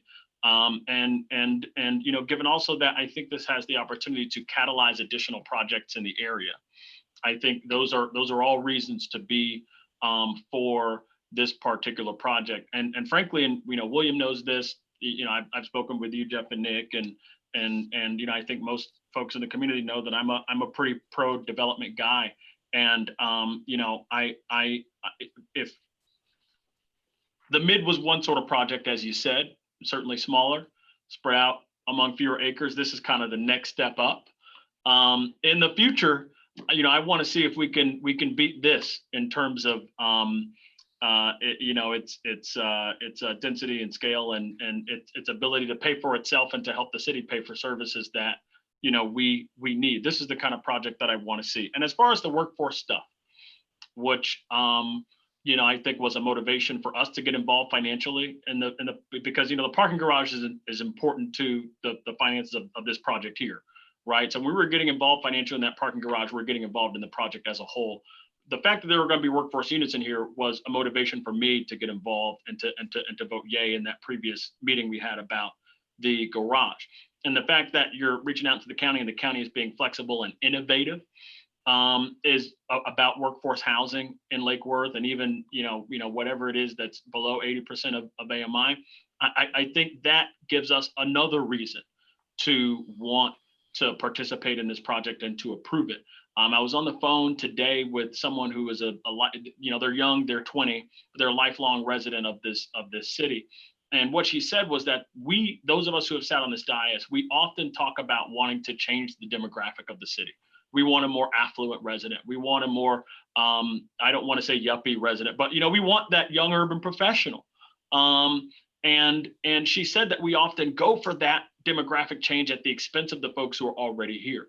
Well, this is a project where you're not making that trade-off, right? You are both having new development that caters to a different type of demographic. Simultaneously, it looks like these rents are going to be attainable for folks like the young person who I spoke on, who's going to be out of college in 2 years and who's going to want to come home, but she needs a housing project, right? Excuse me, a housing product that's for her. I am excited to approve this project.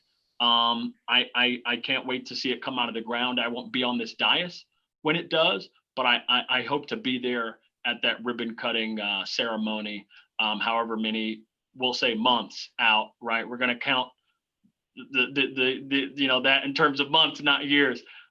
So yeah, this is great, and I look forward, hopefully, to the city continuing to work with not only affiliated but with developers who have the mindset and the sophistication and the know-how that folks from affiliated have had. Thank you, Jeff and Nick. And Jeff and Nick too, I just wanted to say thank you. You know, it's funny because the city manager myself have spoken with Verdini Baker, the county commissioner, and working on ideas for workforce housing and other types of things like that, and trying to get together on projects in our city. And I'm so glad that you guys were able to work things out. And I'm sure you'll be able to work out even more projects in the future with those incentives, I'm hoping. But really excited again, like I said, that downtown starts at the traffic circle, baby. And between all the projects that are happening there, I'm really looking forward to this getting started. So I'm going to call the vote. We've got a motion on the floor in a second. All those in favor state so by saying aye. Aye. Aye. All those opposed? I'm an aye. Okay, so motion carries 4-1. Thank you very much. Thank you. Thank you very much. Everybody. Thank you. All right, at this point, I'll entertain a motion to adjourn. So moved. Second? Second. All those in favor state so by saying aye. Aye. Aye. All those opposed? Motion carries unanimously. Let's take a quick recess, okay? We'll be back to start our second meeting. Thank you.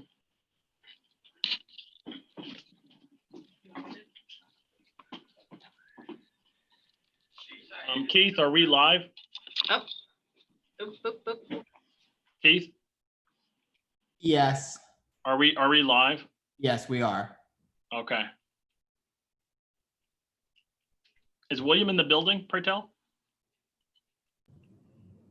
He's in 1900, I believe. Oh, okay. Never mind. Yeah, Williams at 1900 with Okay. Joan and Aaron. All right.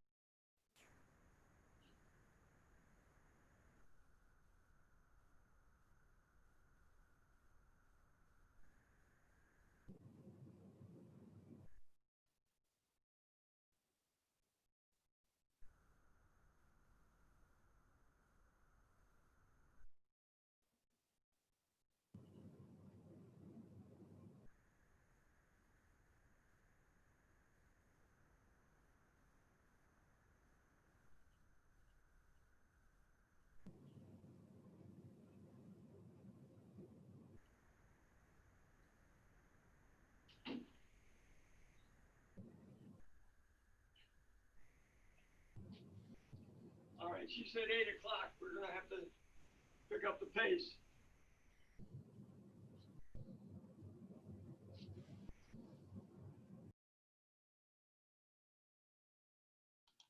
Herman, your mic was on. Okay. Thank you.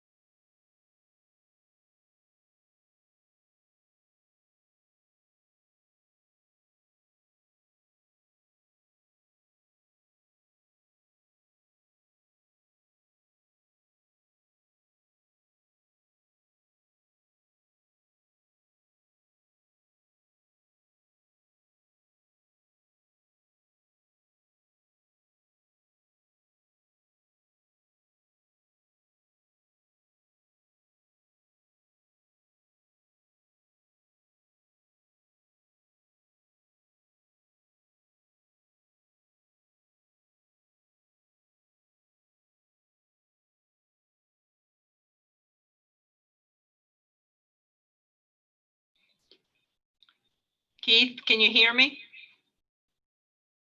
Yep, I'm here. I think we may be almost ready to go. Okay, I'm gonna resume the screen. Okay, let me just ask the mayor. Madam Mayor, are you ready to go? Yeah, I don't know. I don't see, I don't have my whole screen up here, so. I don't have the whole screen either. Okay. Oh, there we go. Okay. We're just missing Commissioner Hardy. Okay. You want to wait a minute? Sure. Okay.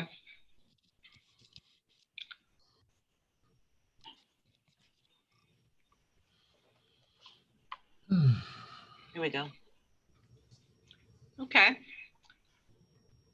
Keith, are you ready? Yep, you're good to go. Madam Mayor, it's 6:42 and we're live.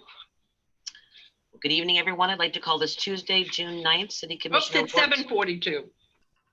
Okay. I'm sorry. Work session, budget discussion by teleconference to order, and ask the clerk to call the roll, please. Mayor Pam Triolo. I think I'm here. Vice Mayor Andy Amoroso. Here. Commissioner Scott Maxwell. He's Commissioner Omari Hardy. Here. Commissioner Herman Robinson. Thank you. Okay, on this item, we're not going to have the pledge because we did have that at the earlier meeting.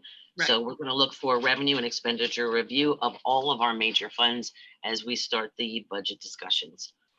City Manager? Thank you, Madam Mayor, Commissioners. Good evening. This meeting on the budget presentation of the initial numbers is usually done a little earlier in the process. But as you all know, we've been dealing with several crises in the city, including COVID-19, and there's been a lot of delays and complications with the operations of the government in general. But much to the credit of the Finance Director, Bruce Miller, and his fine staff, they've been working with the department directors and pulling together the various projections and numbers that they're going to be giving you tonight. Tonight is a first view that you had of the coming year's fiscal year, sort of the things that are going to go into the budget as we go along. And this is a 30,000 foot view at this point. So this initial review is something to give you some idea of where we're heading. And as you know, the economy and our income streams, all the things that we rely on to fund the budget across the various funds, there's a lot of uncertainty going into the future here. But we're trying to do our best, and under the fine leadership of Bruce Miller, our finance director, he's going to go through this information with you and answer your questions as best we can at this point. I'll go ahead and introduce Bruce. I know that he has a lot of fine staff with him, some very new and some that's been here for a couple of years now, possibly, which is part of the whole move that we've been working to really re-energize and staff up our finance department. And I've been really impressed with the progress we've made to this point. So without any further introduction, I'll go ahead and let Bruce go into his presentation. Thank you. Thank you, Mike. Bruce Miller, City Finance Director, for the record. Just to emphasize some of the things Mike said earlier, this is really a very high level introduction. I thought it best to provide essentially what it is a sensitivity analysis of the expense side of the budget based on a static revenue presentation. One, it will give you an idea of how much the budget is being influenced by what I call budget drivers, those larger aggregated impacts, be it pension, be it health insurance, wherever those large categories are. And you'll see that the presentation is presented in that way so that you can get an idea of what is really driving your budget. Secondly, as Mike mentioned, revenues are going to be a little problematic this year, I think, versus previous years. because of the uncertainty in the market, and just economically, if you will. So because of that certain uncertainty, it's really hard to formulate a budget with additional revenues.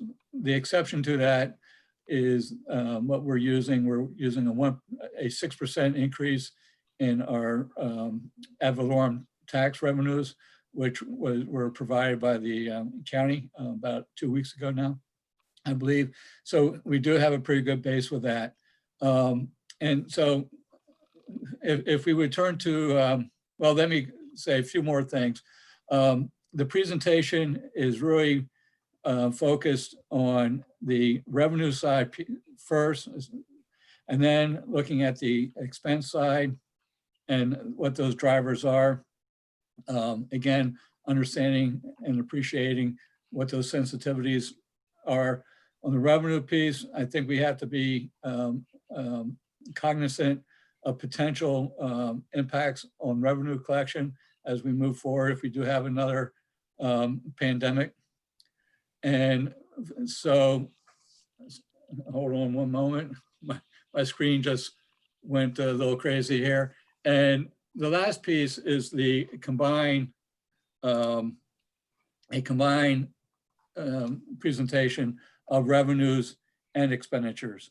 And so this will give us an idea of what the break-even points are. Again, please understand that this is very preliminary. Some of the numbers are fluid, and as we move forward, some of these numbers will change as we hone the budget. And then the final piece that I would like to get to at the end is a conversation of next steps, but also talking about the capital and the maintenance, ongoing maintenance and repairs conversation, which will be part of the next presentation. So with that, I would like to move to the next page, please. As we talked about, we'll start with the revenue side first. And these are broken down primarily as general fund, special revenue funds, and then the third piece is the enterprise/utility funds. Next slide, please. So for the general fund, you'll see that the revenue is projected to increase by about $530,000, bringing the projected revenues up to $9,000,004. There is a CRA component of $108,000, and that's captured as an expense or a transfer below. So in order to balance out that impact, it's on the revenue side and on the expense side. So the total increase in revenues for the year we're projecting to be $638,000, bringing the total budget, revenue budget for taxes up to $11.3 million. You'll see that comprises about 25% of the total revenues for the general fund. And if we were to potentially come into a slowdown, we're estimating that maybe $74,000 of taxes will be slow to pay. So it'll be more of a cash flow impact versus a loss of revenues. The second category are local receipts, with the exception of fines and forfeits, which is, again, very categorized, lots of different activity. That's been seeing a lot of activity, and in discussion with outside departments, that activity is going to be maintained. So everything else being equal, the local receipts category will increase to $3.8 million. That category is represents 10% of the general fund's revenue sources. And again, what we're looking at is approximately $32,000 of month of income. Now, this income, the predominant share would be lost revenues, unless there's a significant uptick in subsequent months. So if that activity is not realized, again, it may be slow to come back. Pass-through revenues from the state/county, no increase. I'm anticipating that we'll get some preliminary estimates in about 2 or 3 weeks. But right now we're holding even. That's at $5.2 million. Again, 14% of percentage of revenues and $43,000 of potentially lost revenue. Intergovernmental, $5.5 million, 15% of revenues. Again, potential lost revenues and delayed about 45 million. And the last category are transfers, primarily from the enterprise funds for indirect charges. And that represents 33.6%. And that all should be collected up front. So next slide, please. So again, the growth rate assumption for the ad valorem taxes was 6%, and based on county projections. The revenues were projected to be flat for each category. And because of the situation with the general fund, we really have limited tax levy options. So if we're pretty much maxed out, so if there are any issues, we can't right the ship, if you will, by increasing the tax levy. The other concern is that local receipts are only 10% of the general fund revenues. So there's not a whole lot of flexibility to enhance revenue streams, if you will, by increasing the fee structure. Albeit, I should emphasize that the fee structure should be reviewed every year. If you look at our expense side, our expenses go up. Our fees should stay pace or keep pace as much as it can with the cost of doing business.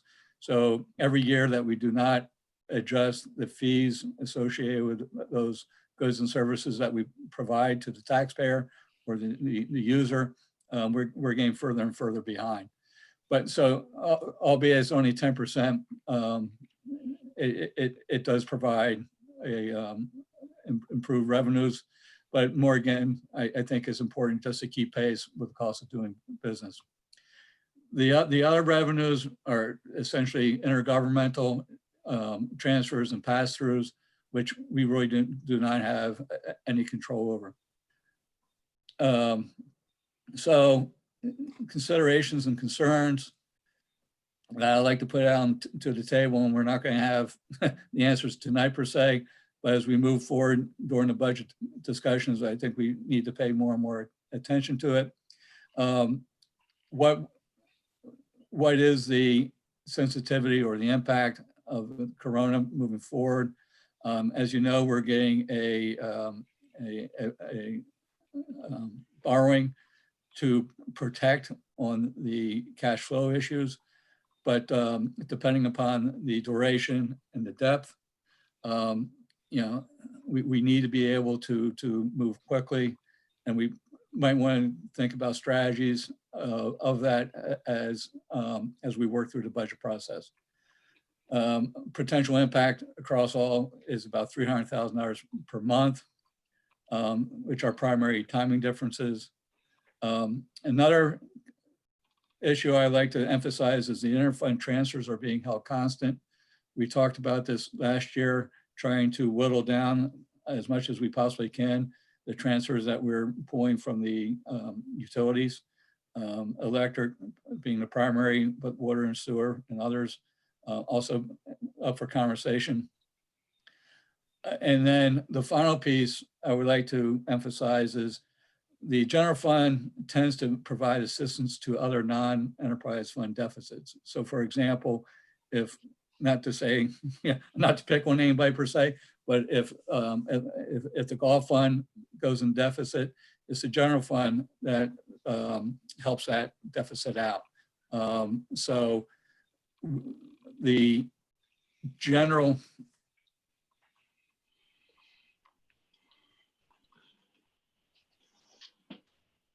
You froze up there. Hold on one second. All right, Bruce, we're waiting on you.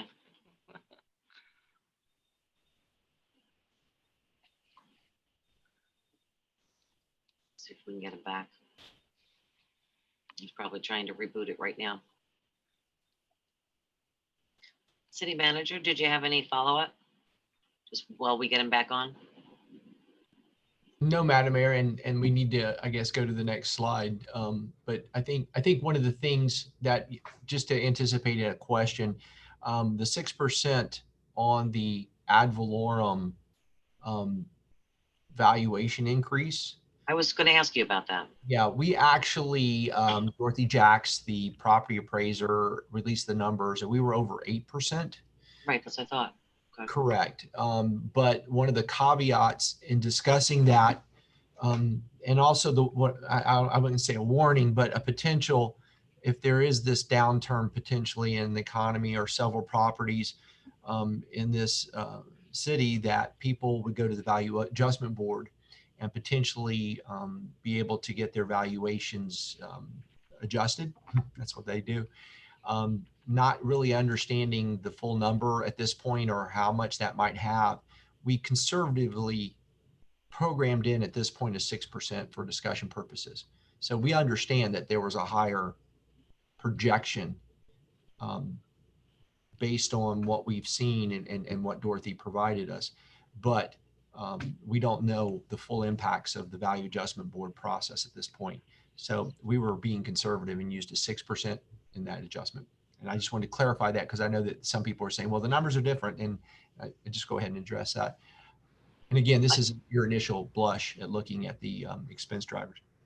Well, I think based on what's going on right now in the housing market and hurricane season upon us and everything else, being conservative right now is probably a good bet in regards to budgeting. Let's see, is Bruce back on? Does anyone, Keith, have you seen Bruce? You lost Bruce. He came back. He was here. He looks like he froze up again. Bruce, are you there?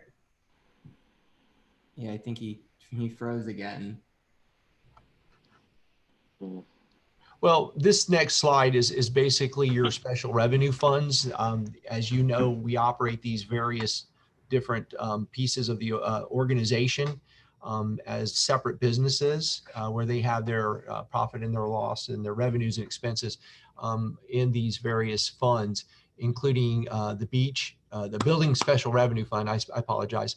That's where building and permit fees are in there. And you can see that we basically are projecting that as a flat revenue across for the most part. We also have on the screen the beach special revenue fund, which includes the various fees and charges that we have at the beach facility, including parking, which is your major revenue source at the beach. And again, we're looking at making up 67% of our total revenue at the beach on parking, rentals and programs, fines and forfeitures and other revenues go into that total to make. There you are. Okay, I was just on the beach fund. All right, thank you. There on us. You kind of gave us a little scare. I don't know what's going on. And again, I apologize. So you're on the beach special revenue fund. Yes. Again, nothing out of the ordinary per se. The revenues are being held flat. And as we move forward, it looks, you know, we're up, well,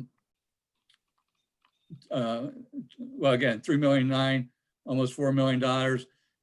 But on this one with the beach fund, we have to be mindful, along with the golf course below, that there are potential slowdowns of about $300,000 for the beach fund and $100,000 for the golf course. This activity for the beach fund is primarily on the parking side, but also a pretty good number of the rentals and other programs associated with the casino building. So again, potentially $330,000, $340,000 of really lost revenues. And again, same type of situation for the golf fund. So if we would turn to the next slide, please. If I have a question. Sir. Can we get to the presentation? Yeah, do you mind if we do the presentation and then go back and for each fund, so we can kind of, you know, we can have questions like on each different fund, special reserve, and then whatever. It's because it's hard to go back and forth, and I can't see everybody when we're in the middle with the presentation up on the screen. Thank you. Bruce? Thank you, Mayor. Again, on the revenue projections, flat revenues. Again, I know I'm repeating myself, but one for sensitivity and appreciating what the expense side sensitivities are, but the mere fact that the revenues are hard to project, and there's a lot of uncertainty for fiscal year 21. There's more rate setting options versus the general fund, but we have to be aware of the elasticity. If we increase for example, the golf tee rates or the parking rates, we're going to have a impact in the unintended consequence of less demand. Also, as we get more experience, hopefully there won't be much more experience, but as we move forward, we'll be able to gauge and have more historical data to rely upon. As mentioned, there's $100,000 and $330,000 of lost revenues per month if we are to see another lockdown, if you will. And again, potential fund balance concerns. Both these, both the golf fund and the beach fund have fund balance concerns. We should be building those fund balances, and any of these economic hardships are just put that much more pressure on building those funds or those fund balances. And again, the interfund transfers are being held constant. Please change. Okay. The last category are the enterprise funds. Again, I'm just holding everything constant. Bruce, I'm sorry. Commissioner Hardy had a question on the last set of funds. Okay. So, Commissioner Hardy, do you mind? Sorry. Yeah. So I was interested. Thank you in the assumptions. How you got to the assumptions around potential monthly cash flow constraints. I imagine you're looking at what's happening now, and you're projecting that if some amount of that or some degree of that were to happen in the future, but if you could kind of go into detail, especially when it comes to the beach fund. And I don't want to get ahead, but what I noticed, unless I am having issues seeing here, is that the revenues for the beach fund were less than the less than the projected expenditures. So I'm just trying to figure out what the assumptions were and potential monthly cash flow constraints. Yeah, on the cash flow constraints, you're right. We tried to blend in the historical data of what we saw to date. It's hard on a go forward basis because, for example, the golf fund, this past experience was at the end, so the revenue impact was not as great. If it were to happen at peak peak, the revenue impact would be much greater. Okay, so try to balance that. It's more right at this juncture, to be honest, it's more an art than it is science. And as we, again, get a better feel for true activity, we'll be able to hone those expectations and those projections that much better. The other is that on the lost revenue, for example, we just took it was a straight line, 1/12. Okay, but again, if it's peak, it's going to be more than 1/12. If it's non-peak, it's going to be less than. If it's the other one, if it's a recurring, we used 1 month times 10%, because most of what we're seeing on the utility side is that it's about a 10 to 12% slow pay or delinquency rate. But if that goes from 2 months, 1 month to 2 months to 3 months, that 10% will probably go to 15% or more. So it's just moving those pieces around, but that's the gist of the assumptions. And okay, so, and that's kind of what so like seasonality is not reflected in the assumptions. No. Okay. Because I don't know if it's going to be in the beginning or at the end. Okay. Okay. All right. So, all right. Okay. And to be honest, I'm putting the information out there so we're aware of it. Okay. And have that conversation of what our strategies may be if we have to respond in such a way. Do we identify, for example, do we identify some programs up front, or do we build in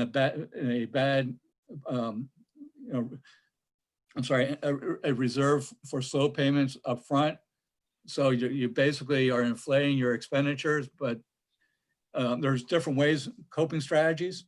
But to be honest with you, our budget revenues are not robust enough to really increase a bad debt reserve, for example, or a slow pay reserve. So it would be nice, but we don't have that flexibility, especially in these special revenue funds, because with the exception of the building fund, the other two have negative fund balances. So it's not like we can commit fund balance for slow pays. And I mean, this goes back to the general fund. You said that we're continuing to reduce the contribution that the general fund receives from the Lake Worth electric utility. Is that I just want to make sure that that's the case. Yeah, last year we committed to try to scale down the like 300 grand a year, was it? Yeah. Right. And is that going to continue to be the case? That's what we're hoping. Yes. Okay. And so I just, and the goal of that, when we were to get to the end of that, those $300,000 reductions that are added on top of each other each year, right. The goal was to get a contribution from Lake Worth Electric that would be about the same as a franchise fee. Yes, about 8%. Okay. Which is what we would be getting if it were another, if it weren't Lake Worth Electric, if it were Duke or FPL or anyone. Right. Okay. Ed is actually in the room if you need any further clarification. Okay. Well, I just wanted to make sure that we were still on that track. Okay. And thank you. You hit my next question about negative fund balances and other funds. Now, is that, there's not such thing as a negative cash balance, right? I mean, so, we talked about the kind of the fund balances and the actual cash reserves on hand. To what extent do those negative fund balances map to their actual resources? That's a good, you can have a long conversation about that. Because not only in fund balance, you have restricted fund balances, you have unrestricted fund balances. There are a whole bunch of different fund balances categories that make that conversation that more confusing. Just like retained earnings in a corporate business, retained earnings never equals cash in the bank. Right. So it's an approximation, if you will, of you know, your ability. Right now, I can tell you the truth, I have not taken, you know, I have done a full scope analysis of what those relationships are. But typically you have more, typically you have more fund balance than you do have cash in the bank. And that's Right. true here also. But okay, so like that's what I'm trying to get. So like I'm really trying to get a sense of the actual financial resources, unencumbered financial resources that are available to these different funds. But you know, typically exactly what you said, there's more fund balance on paper than there actually is unencumbered financial resources for each of these funds. But in this case, we have negative fund balances for some of them. Did I go again? No, you're good. You're good. No, he couldn't hear you. I don't believe Mr. Miller could hear your question, your last question, Commissioner Hardy. Oh, darn. Okay. I think he said go So, again. I'm here. Can you see You're me? Okay. So typically there's more fund balance, right, on paper than there are actual financial resources that are not encumbered, right? So, Correct. but in this case, we have a negative fund balance Which in means some of those funds. But that can't, I mean, you know, we don't have negative financial resources for some of these funds, do we? well, we have what's called pooled cash. So essentially, and I kind of like mentioned it, maybe I didn't go in enough detail, but if you do have a deficit in golf or wherever, that money comes from the general fund typically. The other way, so there's a due to, due from that is owed back to the general fund. The other one is a more formal arrangement, like you did with the loan casino building. to the casino. Okay. Right. All right. But so pretty much these funds with negative fund balances, they just have no money. It's not like they have, you know, like they owe someone a bunch of money. You know, it's just a no money situation for them. They don't have any.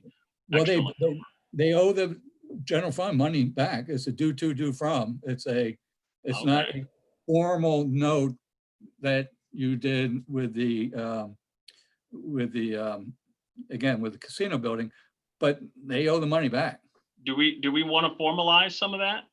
Well, you know, would there be value to getting some, you know, because I know we got in trouble. It's on the balance sheet. Previously. It's not like it's an off balance sheet issue. Can everybody hear me? Yeah. Yes, we can hear you. Are you still there, Bruce? Yeah, I'm still here. I don't know what's going on with my internet, and I apologize. Are you on Safari or Chrome? I'm on Chrome. You're on Chrome? Okay. Yes, ma'am. Okay. So the issue is it's on the balance sheet, so it's not going to be hidden. Okay. And you know it's so and it is common with municipal. So we're not doing anything out of the ordinary. I mean, but I guess what I'm getting at is we don't like until we like with the casino, we lent the casino $6 million, right? We at least had to put down on paper a plan for the beach fund to pay us back those $6 million to the water fund. You know, was it the capital fund and the self-insurance fund, right? Yes, sir. And so these other funds have these obligations apparently to the general fund. But there's no arrangement between the general fund and these other funds to see that they make the general fund whole. It seems to me that if there's a good year in these funds, then okay, right? And if there's a bad year, then, you know, but I think it would help this body more confront the issues that may exist in those funds if we were to try to formalize a financial relationship between them, because then it would kind of put us on notice and say, well, we, you know, just like how we've done with the beach fund, right? That, Right. oh, you know, these things have got to get paid back. Well, and this is a great conversation. Believe me, we are writing right now a fund balance policy with our financial advisors, Davenport, which will formalize the very thing that you're talking about. Okay. It's something that is important, and I tip my hat to you for bringing it up. But I would not want to do a note for each due to, due from, because that can change from month to month, whatever the case may be. But a fund balance policy addressing each one of these issues is very, very important, and that's forthcoming. Madam Cool. Mayor, I'd like to add to the conversation, because the conversation that's going on right now is about recognizing the reality and limitations of this particular fund and operation. And I just want to make it clear to everyone as well that we understand that this facility is operating and teeters on a knife's edge. And we have rain days, you lose rounds, and you're in the hole all of a sudden, $100,000. And no golf course facility that the city is responsible for should be that tippy, if you want to say that. And there's fundamental improvements that could be made to the business model, to the facility, and there's ideas and concepts that we've been discussing over the last several years. But for the lack of the luxury of focus on this business, because we have been going through a checklist of fundamental infrastructure improvements, we've been able to borrow and identify revenue streams to invest in the city, whether it's in roads and all these other pieces. We do have some concepts and ideas that we eventually need to get to as a body and go after making changes structurally to that business so that it is not tippy, as Commissioner Hardy's talking about. You know, we should be seeing negative numbers. And we think that there's ideas out there how to actually do a better job with the golf course, so it's not relying on the general fund. It's just this organization has not had the capacity or the ability, or the several things in the market haven't been in place to come forward with some ideas. We have launched the conversation several times, and this is not a new thing, you know, to try to get people used to the idea that we could eventually bring in a private golf course operator developer, maybe take some of the property on by the bridge and monetize that and make this thing a self-supporting, maybe even a revenue generator. So I just didn't want to leave it that, hey, we've got this golf course, it's tippy. We know it's tippy. It's because it was built on dredge land in the 20s, and we haven't really done anything to it for years, like the rest of the infrastructure in the city. So, you know, it's kind of a goat cart path sometimes. There's fish swimming on the golf cart path. It's crazy, but we just haven't had the chance to get to it. And I wanted to throw that out there, that we have recognized these problems. And I think good policy is to continue to track and to monitor the things that Commissioner Hardy said. But, you know, we're not immune to the idea there's a problem there. We just been so busy. We're like a long-tailed cat in a room full of rocking chairs. We're running all over the place trying to get things done. And this is another thing on our list. So thank you. I just wanted to add that in there.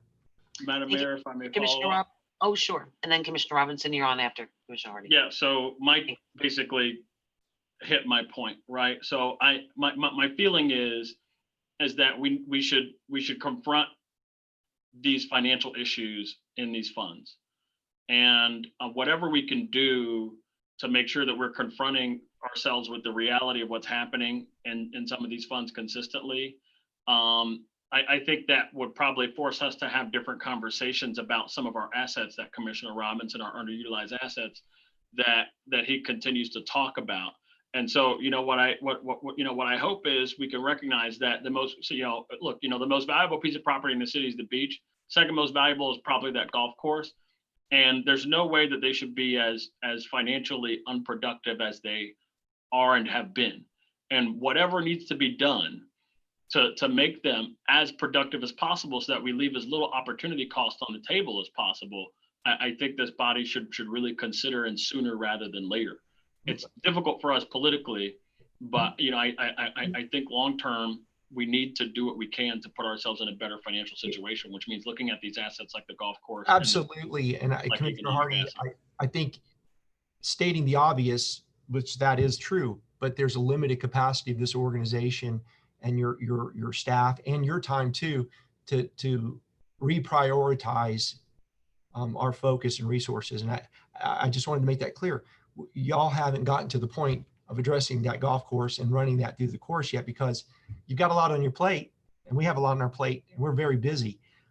Starting 4 years ago when we started spending $40 million and all the other infrastructure and designs and things that we're still doing and will be doing for several years.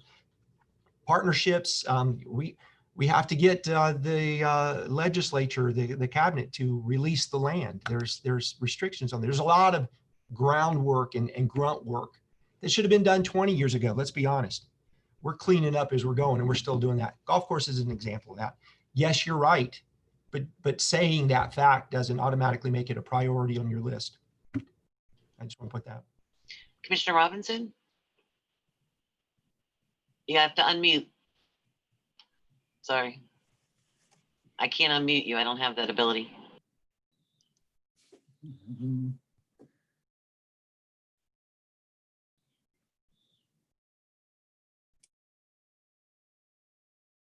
I did. How's now? Can you hear me? I can hear you now. All right. Yeah, income is, you know, sometimes maybe we might have to invest to get income. I know what we have now, what staff is doing now is very time consuming, but maybe it's worth hiring somebody to increase the income. And, you know, it's just frustrating to see potential lost. I hate to say that in Lake Worth, but anyhow. The salaries for the beach fund, how many employees does that involve? Or what's the breakdown? Can I recommend that we get through the revenues first and then? Okay. I thought we're in it. There's a sequence there that I would like to stay with, otherwise. Thank you. Let's go back to the presentation if we can. Okay, thank you. You got it. Okay, so the revenues for the enterprise funds are next. Again, I just, there's no change between year to year. Just wanted to reflect that. And then also emphasize, and if you would turn the page, please, that with these revenues, we will be going through a rate analysis, third-party rate analysis for each, the electric, water, and sewer. Each one of those rate analyses will be a little bit different, predicated on borrowings, anticipated borrowings going forward, et cetera. For considerations and concerns, again, the growing impact on the cash flows, we have to keep central, I think, for fiscal year 21 minimally. The impact in all enterprise funds can go up to about $790,000. Typically, these are timing differences versus lost revenues. And again, that potential for fund balance always exists. So now if we turn to the next page, we'll get into the expenditures. And I really want to focus on what the budget drivers are, and they're categorized as salaries, health insurance, benefits, pension contributions, not net operating expenditures, information technology, property and liability insurance, and debt service. And then a conversation also on the capital repair and maintenance. So if you turn the page,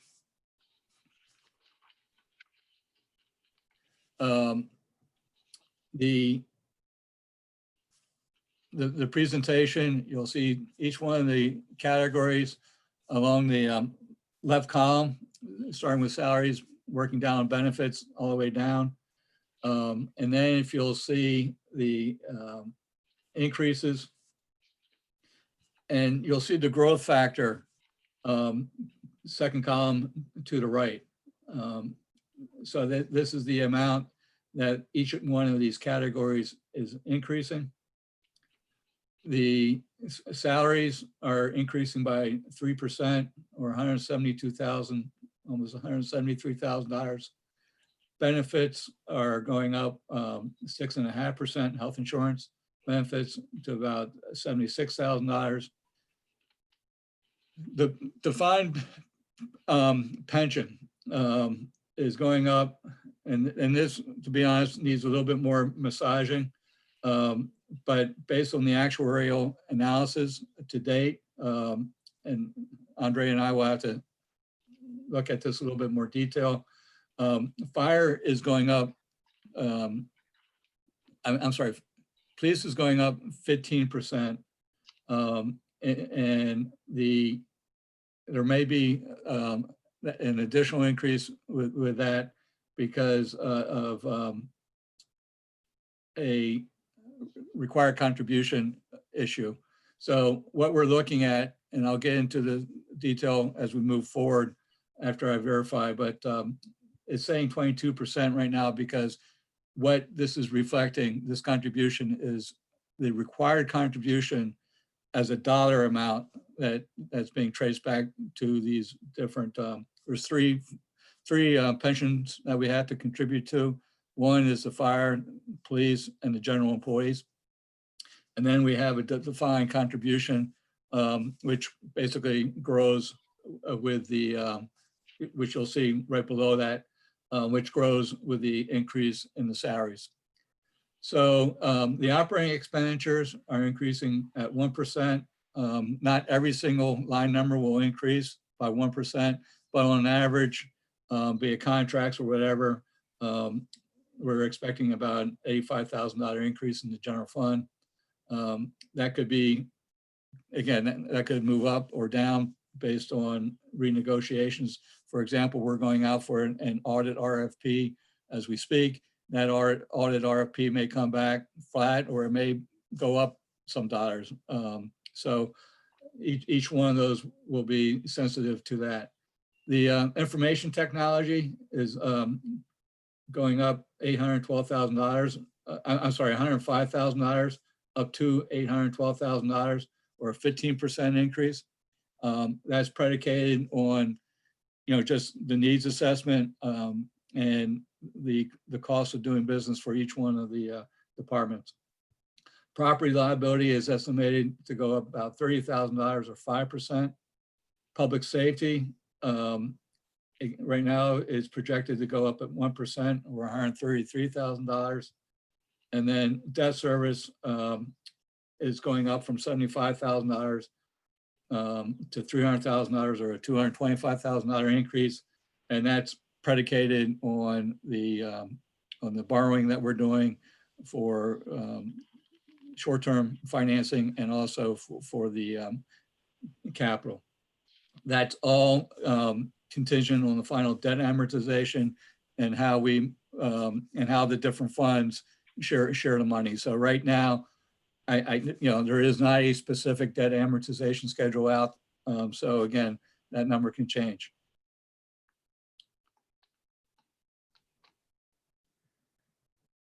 Mayor, you're talking, but you have no.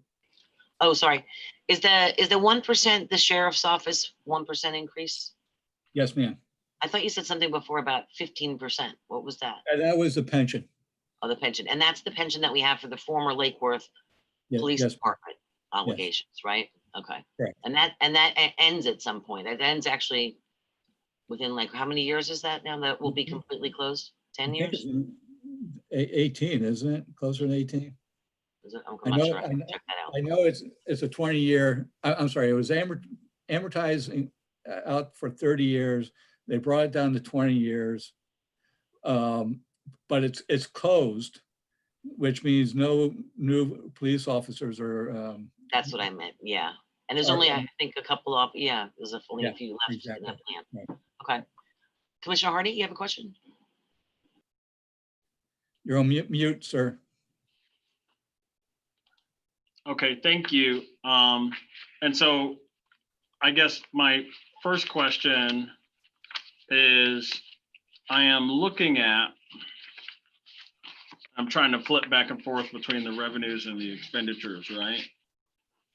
But I'm looking at a projected revenue. Now let me know if I'm wrong here. on page 4, general fund revenues, that projected revenue, is that for next year's like projected fiscal year 2021, right? Just want to make sure. Yes, everything we're talking about is fiscal year 21. Okay. So, all right. So the projected revenues for the general fund are like 37 million, almost $38 million. The projected budget for the general fund for that same fiscal year is around $39 million. Can we talk about where that difference comes from and whether it's a real difference or whether it's a difference that's going to go away over time as budget proposals that you get from department heads get adjusted? Okay. Yeah, you you got a little ahead. I was going to talk about that in the last category of net revenues, but okay. why you? Okay. All right, let's you- wait for that. Let's wait till the end. Go ahead, Commissioner Arnie. So we Do you want to continue? Go ahead. so is he going to answer a question now or later, I guess? Well, he had it planned to do later, but if you want the answer now. I mean, Bruce, if you don't mind. Yeah, real quickly. Again, remember that this is the first pass at a very, very high level. And as I noted at the beginning, we're going to be going through different iterations and we're going to be tying, these numbers are fluid. We're going to be getting new revenue estimates from the state or the county. So to your point and to your question, you are going to see changes in that number. And by the end, it needs to come down to a break-even point. Last year we were adding $300,000 into fund balance. I would like to do or have a budget where we may be able to do the same thing to add dollars or projected dollars to fund balance and start growing fund balances, and not just the general fund, but in all funds. So yes, in short, these numbers will change. Okay. And the pensions, you were talking about 3 pensions: fire, police, general employees. And the reason why I'm bringing this up is because folks say things that might not be true. And so I just want to make sure I'm understanding something. There was a claim made about a certain amount of dollars that we spend for pension contributions related to PBSO. Is that a legit claim? I'm just want to make sure, because someone told me that they pulled it from the CAFR, right? And I just want to make sure that I'm not quite following the detail to your question, but Yeah, everything that we do on the pension board is voted by the pension board. And the city does not have any control over any of the actions of the pensions. Sure. I think the question, can I answer that, Commissioner Hart? Yeah. The contract that we have with PBSO is all inclusive for their deputies. We have a remnant of the old Lake Worth police department that gets put in there, and we're obligated to carry those former officers. So it's technically not a pension that's PBSO, though some of those officers may be working at PBSO, but their pensions in the PBSO is calculated in the contract. So it's really 2 separate things. One's a remnant of the old police department. Right. That's what I'm getting at. A claim was made, and I'm just trying to make sure that that claim is addressed. All right. So all of our pension expenses related to police are legacy costs from when we had Lake Worth PD. They are not costs that we continue to assume, today anew, right? I'm just making sure. Yes, sir. Yeah, Okay. their legacy issues. And also too, a good piece of information is that when the changeover happened from Lake Worth PD to PBSO, the officers had an option of staying in Lake Worth pension or moving on to, FRS? Mm-hmm. And so they had that option. So the ones that stayed in because they were vested in or they're the longest, that's the remaining. And there are not many officers left in that pension, and it should probably be sunsetted, in a couple of years. Right. Okay. Now, that's what I believed, but things were said, and I want to make sure that the facts are out there. So I just want to make sure that 13,516,000 number is the entirety of what we're spending on law enforcement in Lake Worth Beach in fiscal year 2021. That's the PBSO contract. Yes, sir. Okay, and no other dollars in addition to that 13.5 million number? No. Okay, thank you. Yes, sir. No, and in fact, if you can see too, that there was a planned increase. I think we had factored in last budget season, if I'm not mistaken, we had factored in a 2% increase or 3% increase, and we actually got a 1% increase. Sure. So that was helpful. And, Okay. And how do we, that 1%, where does that come from? What's the process by which PBSO and the city get together to determine what the contract is going to look like from year to year financially for us? Well, we've always sit down in the past, the finance director, the city manager. Some years I've gone in to actually speak with the heads of PBSO. I remember the first year when we were going in, the first couple of years, we managed to save, I think, what was it, city manager? I think they were getting like a 4% increase or 5% increase. Everyone else across the board, we ended up with a 2%. We've gone in and negotiated each and every year. Based on our budget financials. We show our situation, of what we're capable of and we're not capable of, and they've been extremely respondent and helpful. So the process, and I'm just trying to, so every year, May 31st, the contract expires. Right. And so the process by which the contract gets renegotiated, when does that start? And I'm just sticking to the finances here. Yeah. When does that start? Who approaches whom? How does that play out? And what are our options for it playing out? Mike? Commissioner Hardy, we are notified by letter from the sheriff's office, and I don't know when the letter came in. That's where the 1% that the finance director factored into these numbers came from. It was a letter from the sheriff's office stating that their projected increase will be 1% this year over the existing contract. So any negotiation would take place in these months that we're in right now, up through and into the adoption in September.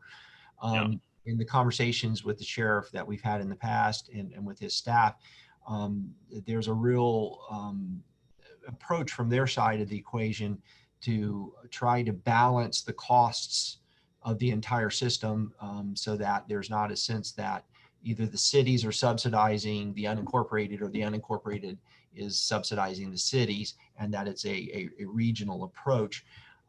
So that's kind of what we run up against when we're looking at that conversation with the sheriff. And eventually it goes to the county commission, and they're the final adopters of their budget. And of course you get the budget on this side. So it's been different every year, depending upon what the sheriff is having to grapple with. And is there, and I just want to stick to the financial side of this here. Is there another way for that to play out that involves the commission to a greater extent? Commissioner Hardy, I that would be a decision the policy board would have to direct to me to facilitate the process that y'all want to have happen.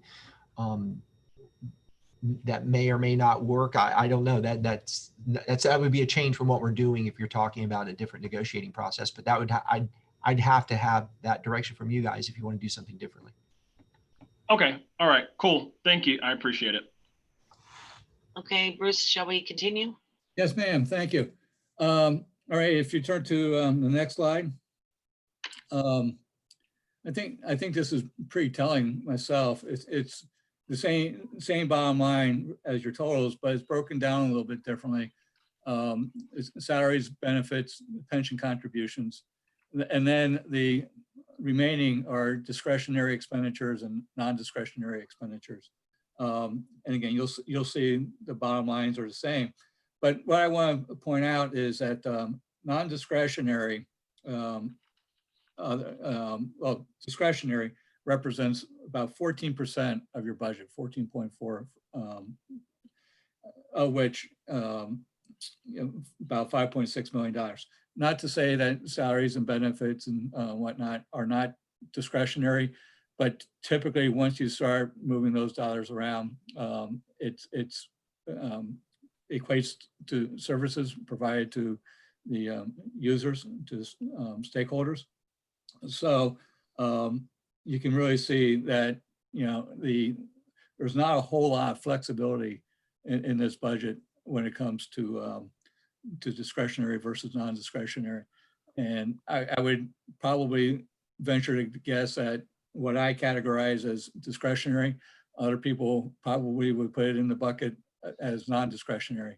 But again, it just shows you, as a percentage of the budget, you know, how tight that discretionary spending is. Next slide, please. So the building fund expenditures, you'll see the same type of categorization. Salaries have gone up 3%, benefits 6.5%, same type of components as we work down. Their total increase for the entire fiscal year represents about a $43,000 increase. I don't think there's anything out of the ordinary here. So we can move on to the next slide. Next slide is the beach fund. Again, knowing that the sensitivities with the cash flows on the revenue side. And here, same type thing where salaries are going up 3%, benefits are going.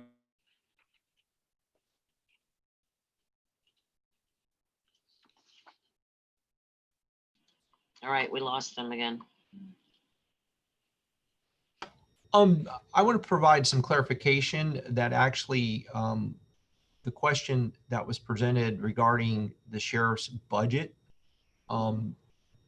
that a couple of years ago, and maybe it's 4 years ago, there was a push to add more deputies at the beach in the park system.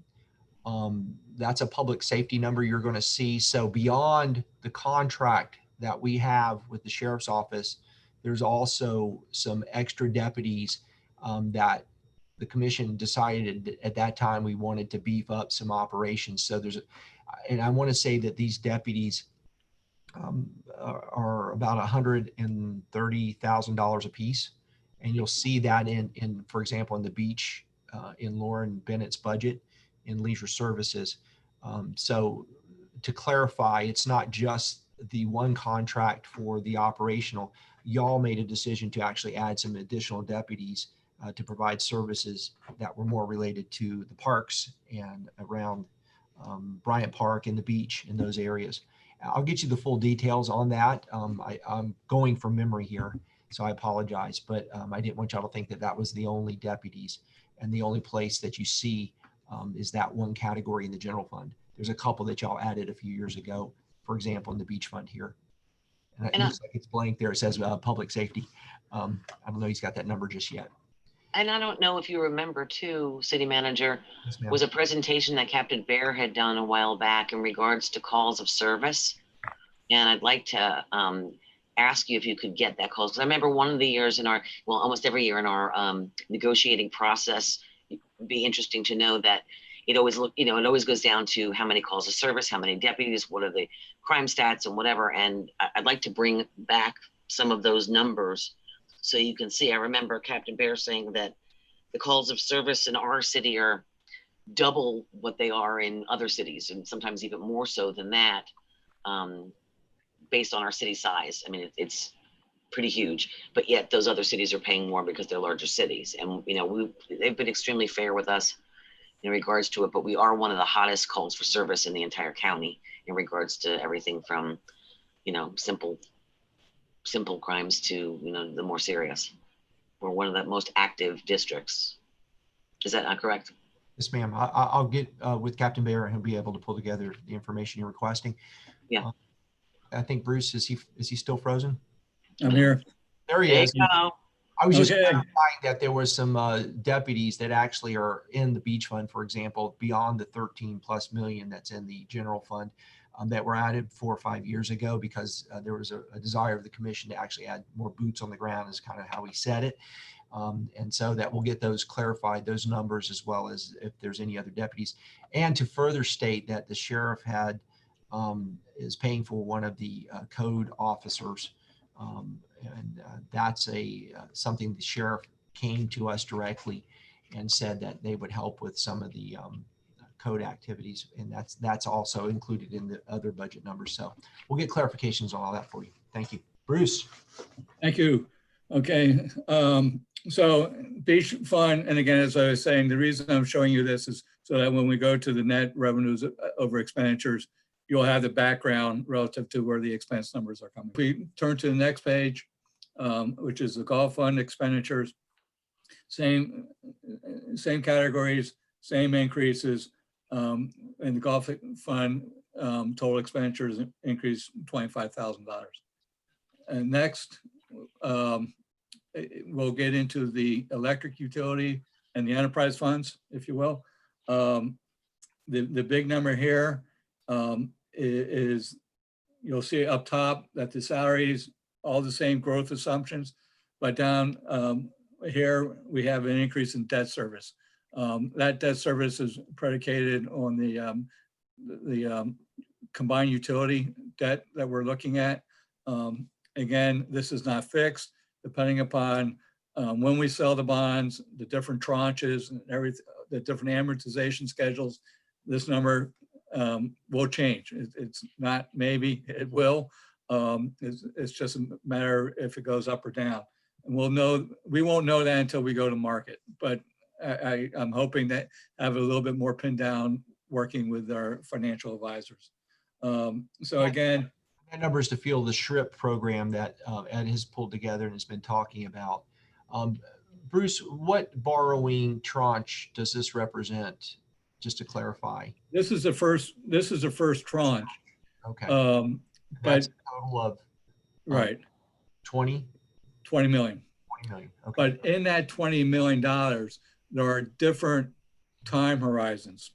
So depending upon the asset that we're building, some of this will be 15-year money, some will be 20-year money, some will be even 30-year money, depending upon bringing this to the commission here in the next couple of months. So yes, that whole financing discussion and how we proceed with that will be done in much greater detail. But we wanted to reflect it, obviously, so that you get to see it in its impact on the budget. Yes. And the other thing I should say, hey, Bruce, just 1 second to clarify. I think that may have included some refinancing of existing debt. Yes, it's an all then in, and it's probably a little high, but I'd rather have it a little high and a little low at this juncture. And Ed can talk to it a little bit more too, but I suspect some of the operating numbers are going to be going down because he's restructuring things. And if you want to take a quick moment. Probably the biggest area that we'll see gains or continue to see gains in is the cost of power. Our wholesale power numbers continue to get better, and it's helping us climb out of the hole, if you will, and the fund balance. So that's coming along well. So we're working on that. We've actually submitted initial numbers over to our rates consultants and to Bruce's office. I believe Davenport has those as well. So we're working on that forward curve. So we're making good progress there. And corresponding revenues are going up as well because we've had continued customer growth, and we continue to see growth in sales. We also see gross margin growth through products that we provide to customers that are not energy dependent, for example, pole attachments and the sale of capacity, things like that. I think we've lost Bruce again. No, here I am. I'm back. Okay. Are you in City Hall? No, but next time I will be. Yeah. He will be in City Hall, believe me. Yes. Okay. I'm pushing my luck. I know I'm pushing my luck on this one. All right, go ahead, Bruce. Next one is the water utility fund. You'll see same conversation because this is part of the combined utility. There's a $800,000 bump last line down. Everything else, the same growth factors, 3% salaries, benefits, 6.5%, et cetera, et cetera. Then if we turn to the local sewer, again, a $800,000 increase in debt service. Total impact, $147,000 if you net out that debt service. Next one is the stormwater. Again, the majority of that is the debt service, $400,000. So there's a $47,000 increase in the other operating areas. And then refuse, an increase of about $176,000. Again, this same growth factors are consistent throughout. So to everybody's wondering, what does this all mean? If we turn to the next page, we'll start doing one more. There you go. The combined revenues and expenditures. We'll look at each fund.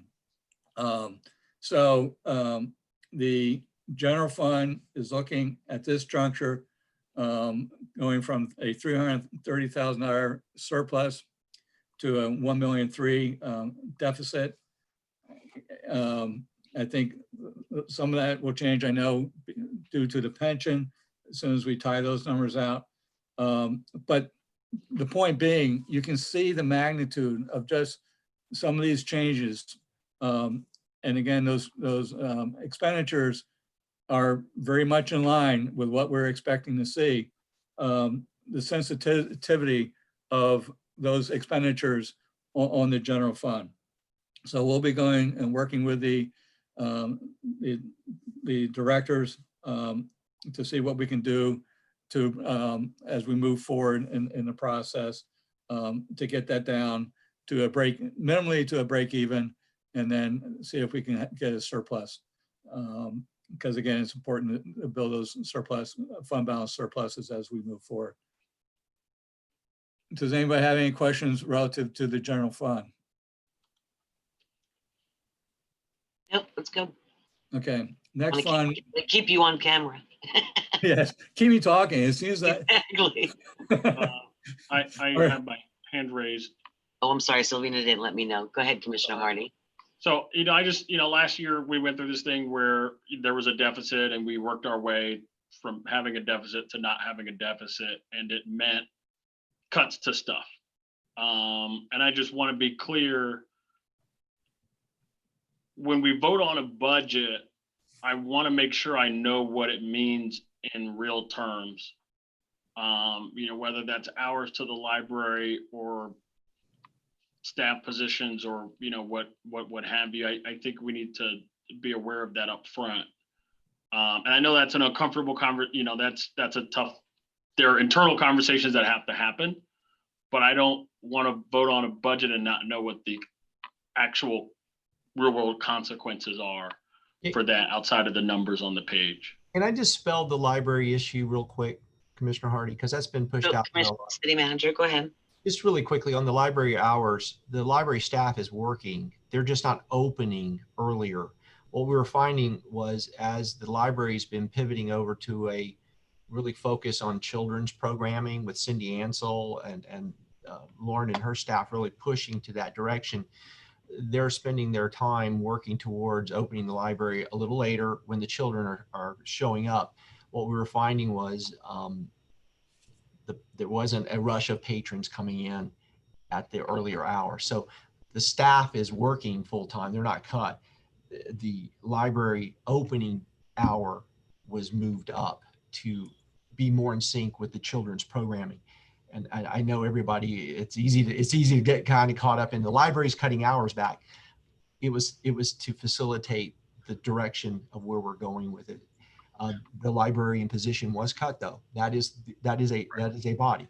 So I don't want to say that there wasn't a cut, but the library hours was a totally different maneuver and staff based on their operational mode and where they were going. Children's program was that way. I see Lauren's face there too. Didn't they add some extra programs where they're actually going out into the community in the morning hours when they used to be open at the library, Lauren? Yes, good evening, Madam Mayor. Lauren Bennett, Director of Leisure Services. We did. So what we did was we changed the physical hours that you could come into the library and the approach of how we programmed. So we're actually going out into the community and doing children-based, sorry, my baby's crying, children-based programs to get the library to the community instead of opening and waiting for the community to come to us. It's kind of one of the outcomes we did with a community survey of what hours would be more functional for you. And we're finding that if we change the way that we program, we're actually going to reach more people in the city. So we decided, let's go to where the kids are. Let's not just open and hope that they come to us. And I also want to invite the commissioners to take a tour of the facility. They've done a lot of incredible improvements in there. She's smiling. It's really a great place. Thank you. Thank you. Did you have any follow-up, Commissioner Hardy? Yeah, no, but I just want to know what operational changes are going to happen as a result of our budgetary decisions. That I guess, that's, whether that's in terms of personnel, whether that's, we operate a little differently. I just want to know what it means in real terms is the point there. All right. Thanks. Bruce, you want to go? Yes, ma'am. Thank you. All right. Special revenue funds again. The building fund, you'll see it's a very healthy fund, and it's still projected to have a surplus by the end of the year. Beach fund, you'll see that just with $115,000 because we're breaking even last year. That's going to create a projected deficit that we're going to have to correct. The golf course, there's a because they were looking at $11,000 of surplus for fiscal year 20. And again, that was projected. Just a small increase of $25,000 on their operating. Again, same situation where they're going to be projected at a deficit. Next page would be the utilities. Again, because of the rate making efforts that are going through right now, I'm sure the recommendations will be coming back. So again, this is more of a sensitivity analysis of how these swings will impact net revenues. And the stormwater and refuse funds, same type of situations where stormwater, we're going to have to look at rates for this year as we did last year, and the refuse, same type of situation. And then, so if I'll move on to the last slide, talking about capital and repair and maintenance, unless anybody has questions on the enterprise funds and the special revenues funds. Ed, are you here? Yeah. Yes. How are we now? Are we getting another update soon in regards to how we're doing with, our changes in regards to intake? I know that we had a slide in the beginning that talked about monies that we're not collecting in electric utility. How are we going to have another update as to how we sit or what some of the trends are, or can you answer it in a nutshell now? I can answer. You will have another update. I believe it's going to be June 18, but I can give you an answer in a nutshell now. I'll answer this in two parts. One is in looking at the numbers that Bruce just presented. Some of you probably saying, gee, we're -1.8 next year for the electric utility. This is just the first dry run out of the box. We can tell you that we're at 63.9, $63+ million is our forecast, and where we'll come in on revenue for FY20. And then we don't expect to lose customers going into next year, so our revenues would basically stay the same. We actually budget for just a slight increase in total revenue. Our expenses will go up if we add more debt service, but we would not add more debt service than we could afford to service. So we would be very careful about that, not to go in the wrong direction. In terms of where we are on and what you referred to as intake on the customer service function, that's what I'll take off one hat and I'll turn it around and put the other hat back on. So I run the customer service function and intake for both water, electric, and sewer. We're currently running at about 15% is of billed revenues are 30 days or greater in arrears. That's about $1 million right now. And that's combined water, electric, sewer, and a small amount of refuse that's in there. So the total utility bills, if you will. So that's about 6.4% of our customers are currently significantly in arrears. And that totals just shy of $1 million right now, 970 or 980, something like that, $1,000 as of today. So that's actually a little bit more current. And I know that Bruce, puts together when we put together presentations days or weeks in advance of a meeting. But Are they increasing? yes, the numbers. Yes, the numbers are increasing, particularly in the accounts that are greater than 60 days in arrears. So we're looking at 30 days to 60 and then 60 and beyond. We take those two. There's another gap of customers that in that 0 to 30 days late. So they're late, but they're less than 30 days late. So when I give you these numbers, and I say 15%, that's customers who are 30 days or greater, which is everybody 30 to 59 days and then 60 days and beyond. So that's how that's looking. And those numbers are growing. The dollar numbers grow, and then sometimes they come down a little bit. The customers who are subject to a service disconnect, and of course, I know there's a lot of people listening to the public, we're not disconnecting anybody right now. Will actually go up and then they'll come back down. They'll go up, they move up and down, which is indicative that we have customers who, even though there's currently no cut policy, they may have gone beyond that date, but they're still paying their bills. So we still have customers paying the bills. Did FPL continue their policy? Uh, Remember last time we didn't know when the month was changing over? We believe that they are returning to business as usual on July 1. Okay. That's their date when they're going to resume cuts, although we have not been able to get much information on what that specific policy will look like in terms of customers paying amounts in arrears. Their communications are vague, and I can understand why, as an investor-owned entity, why they would.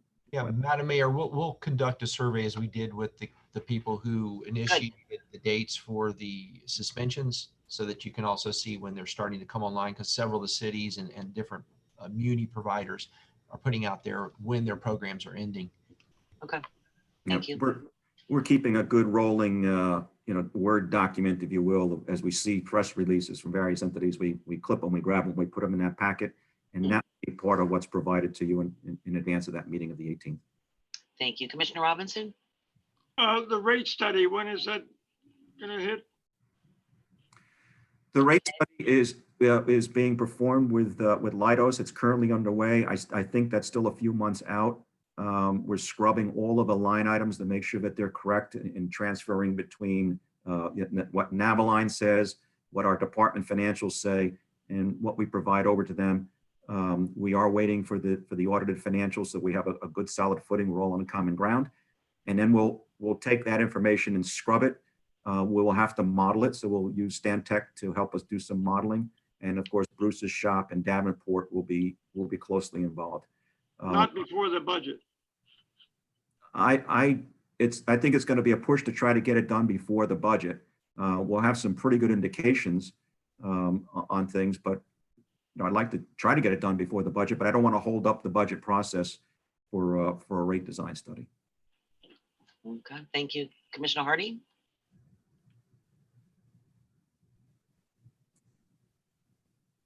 You're muted.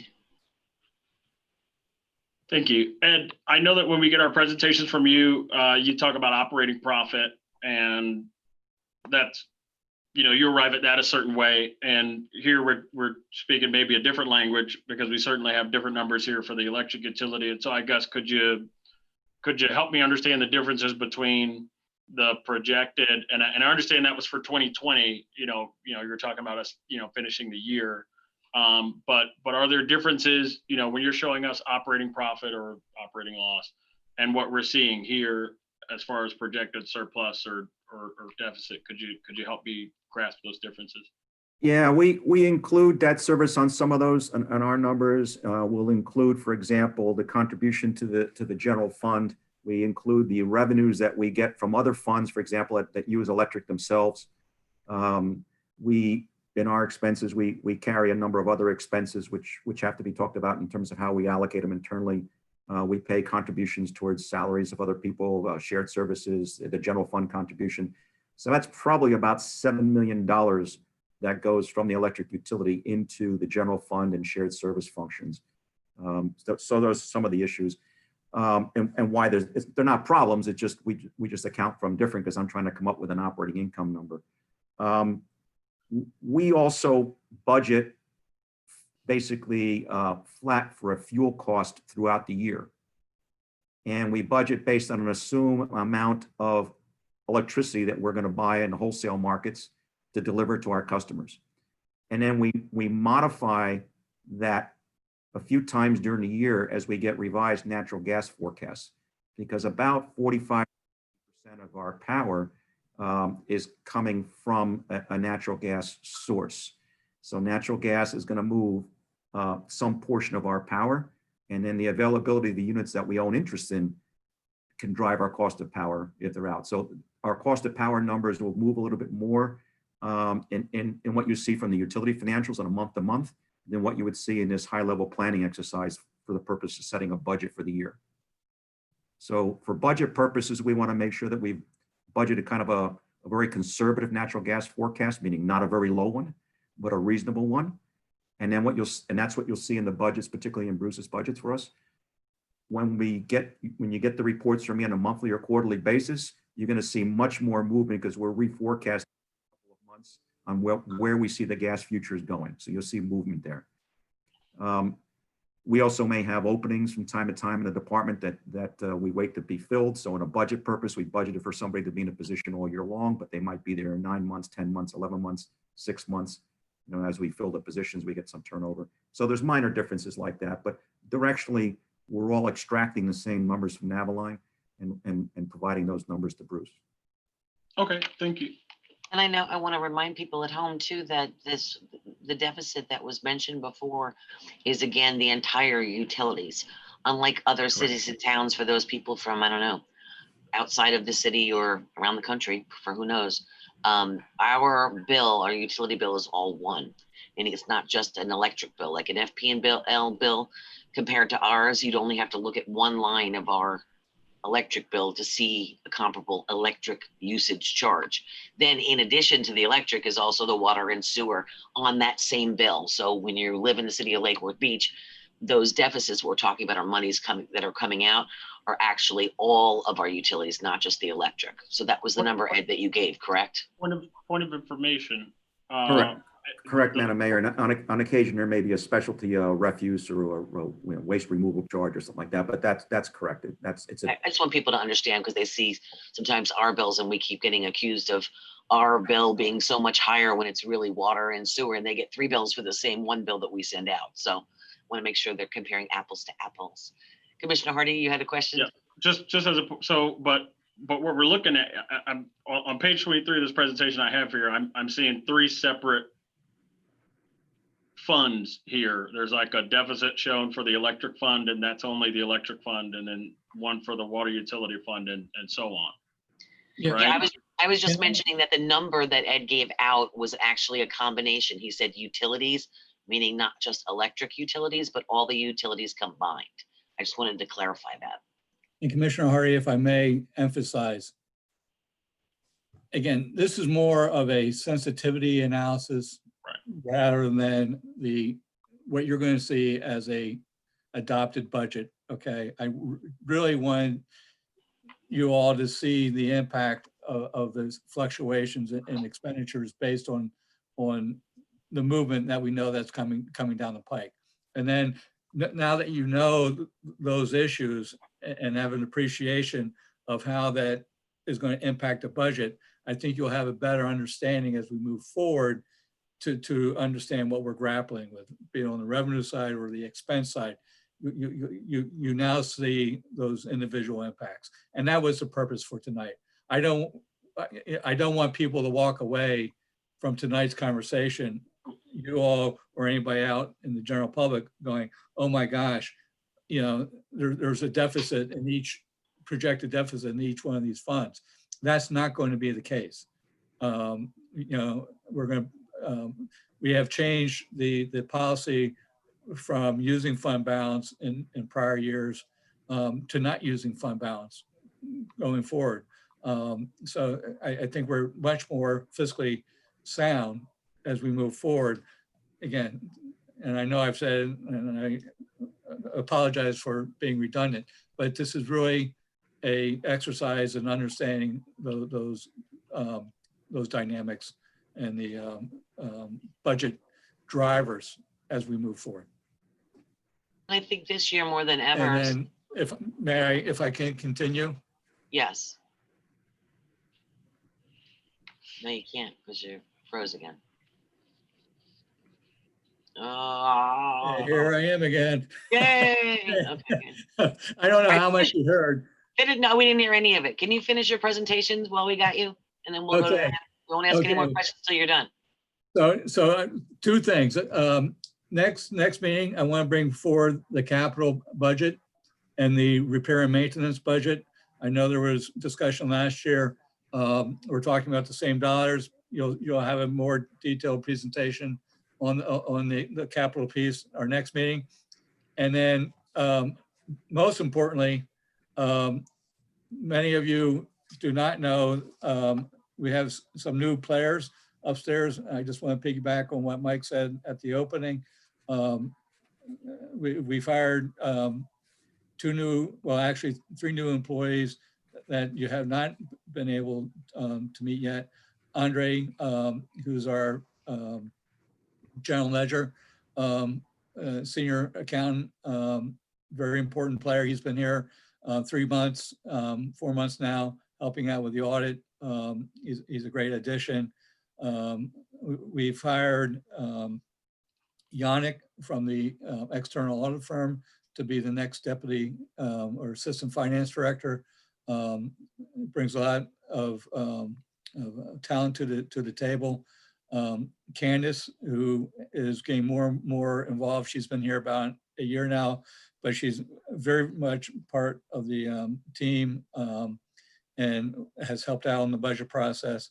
And Sybil, who is new this week, she's going to be more and more involved with the budget process we move forward. But I'm sure you'll be meeting them as we move forward. But I'm very excited to have these people as part of the finance team, and I'm excited that we might be moving the ball forward and start doing some great things. So I thank you very much for your time.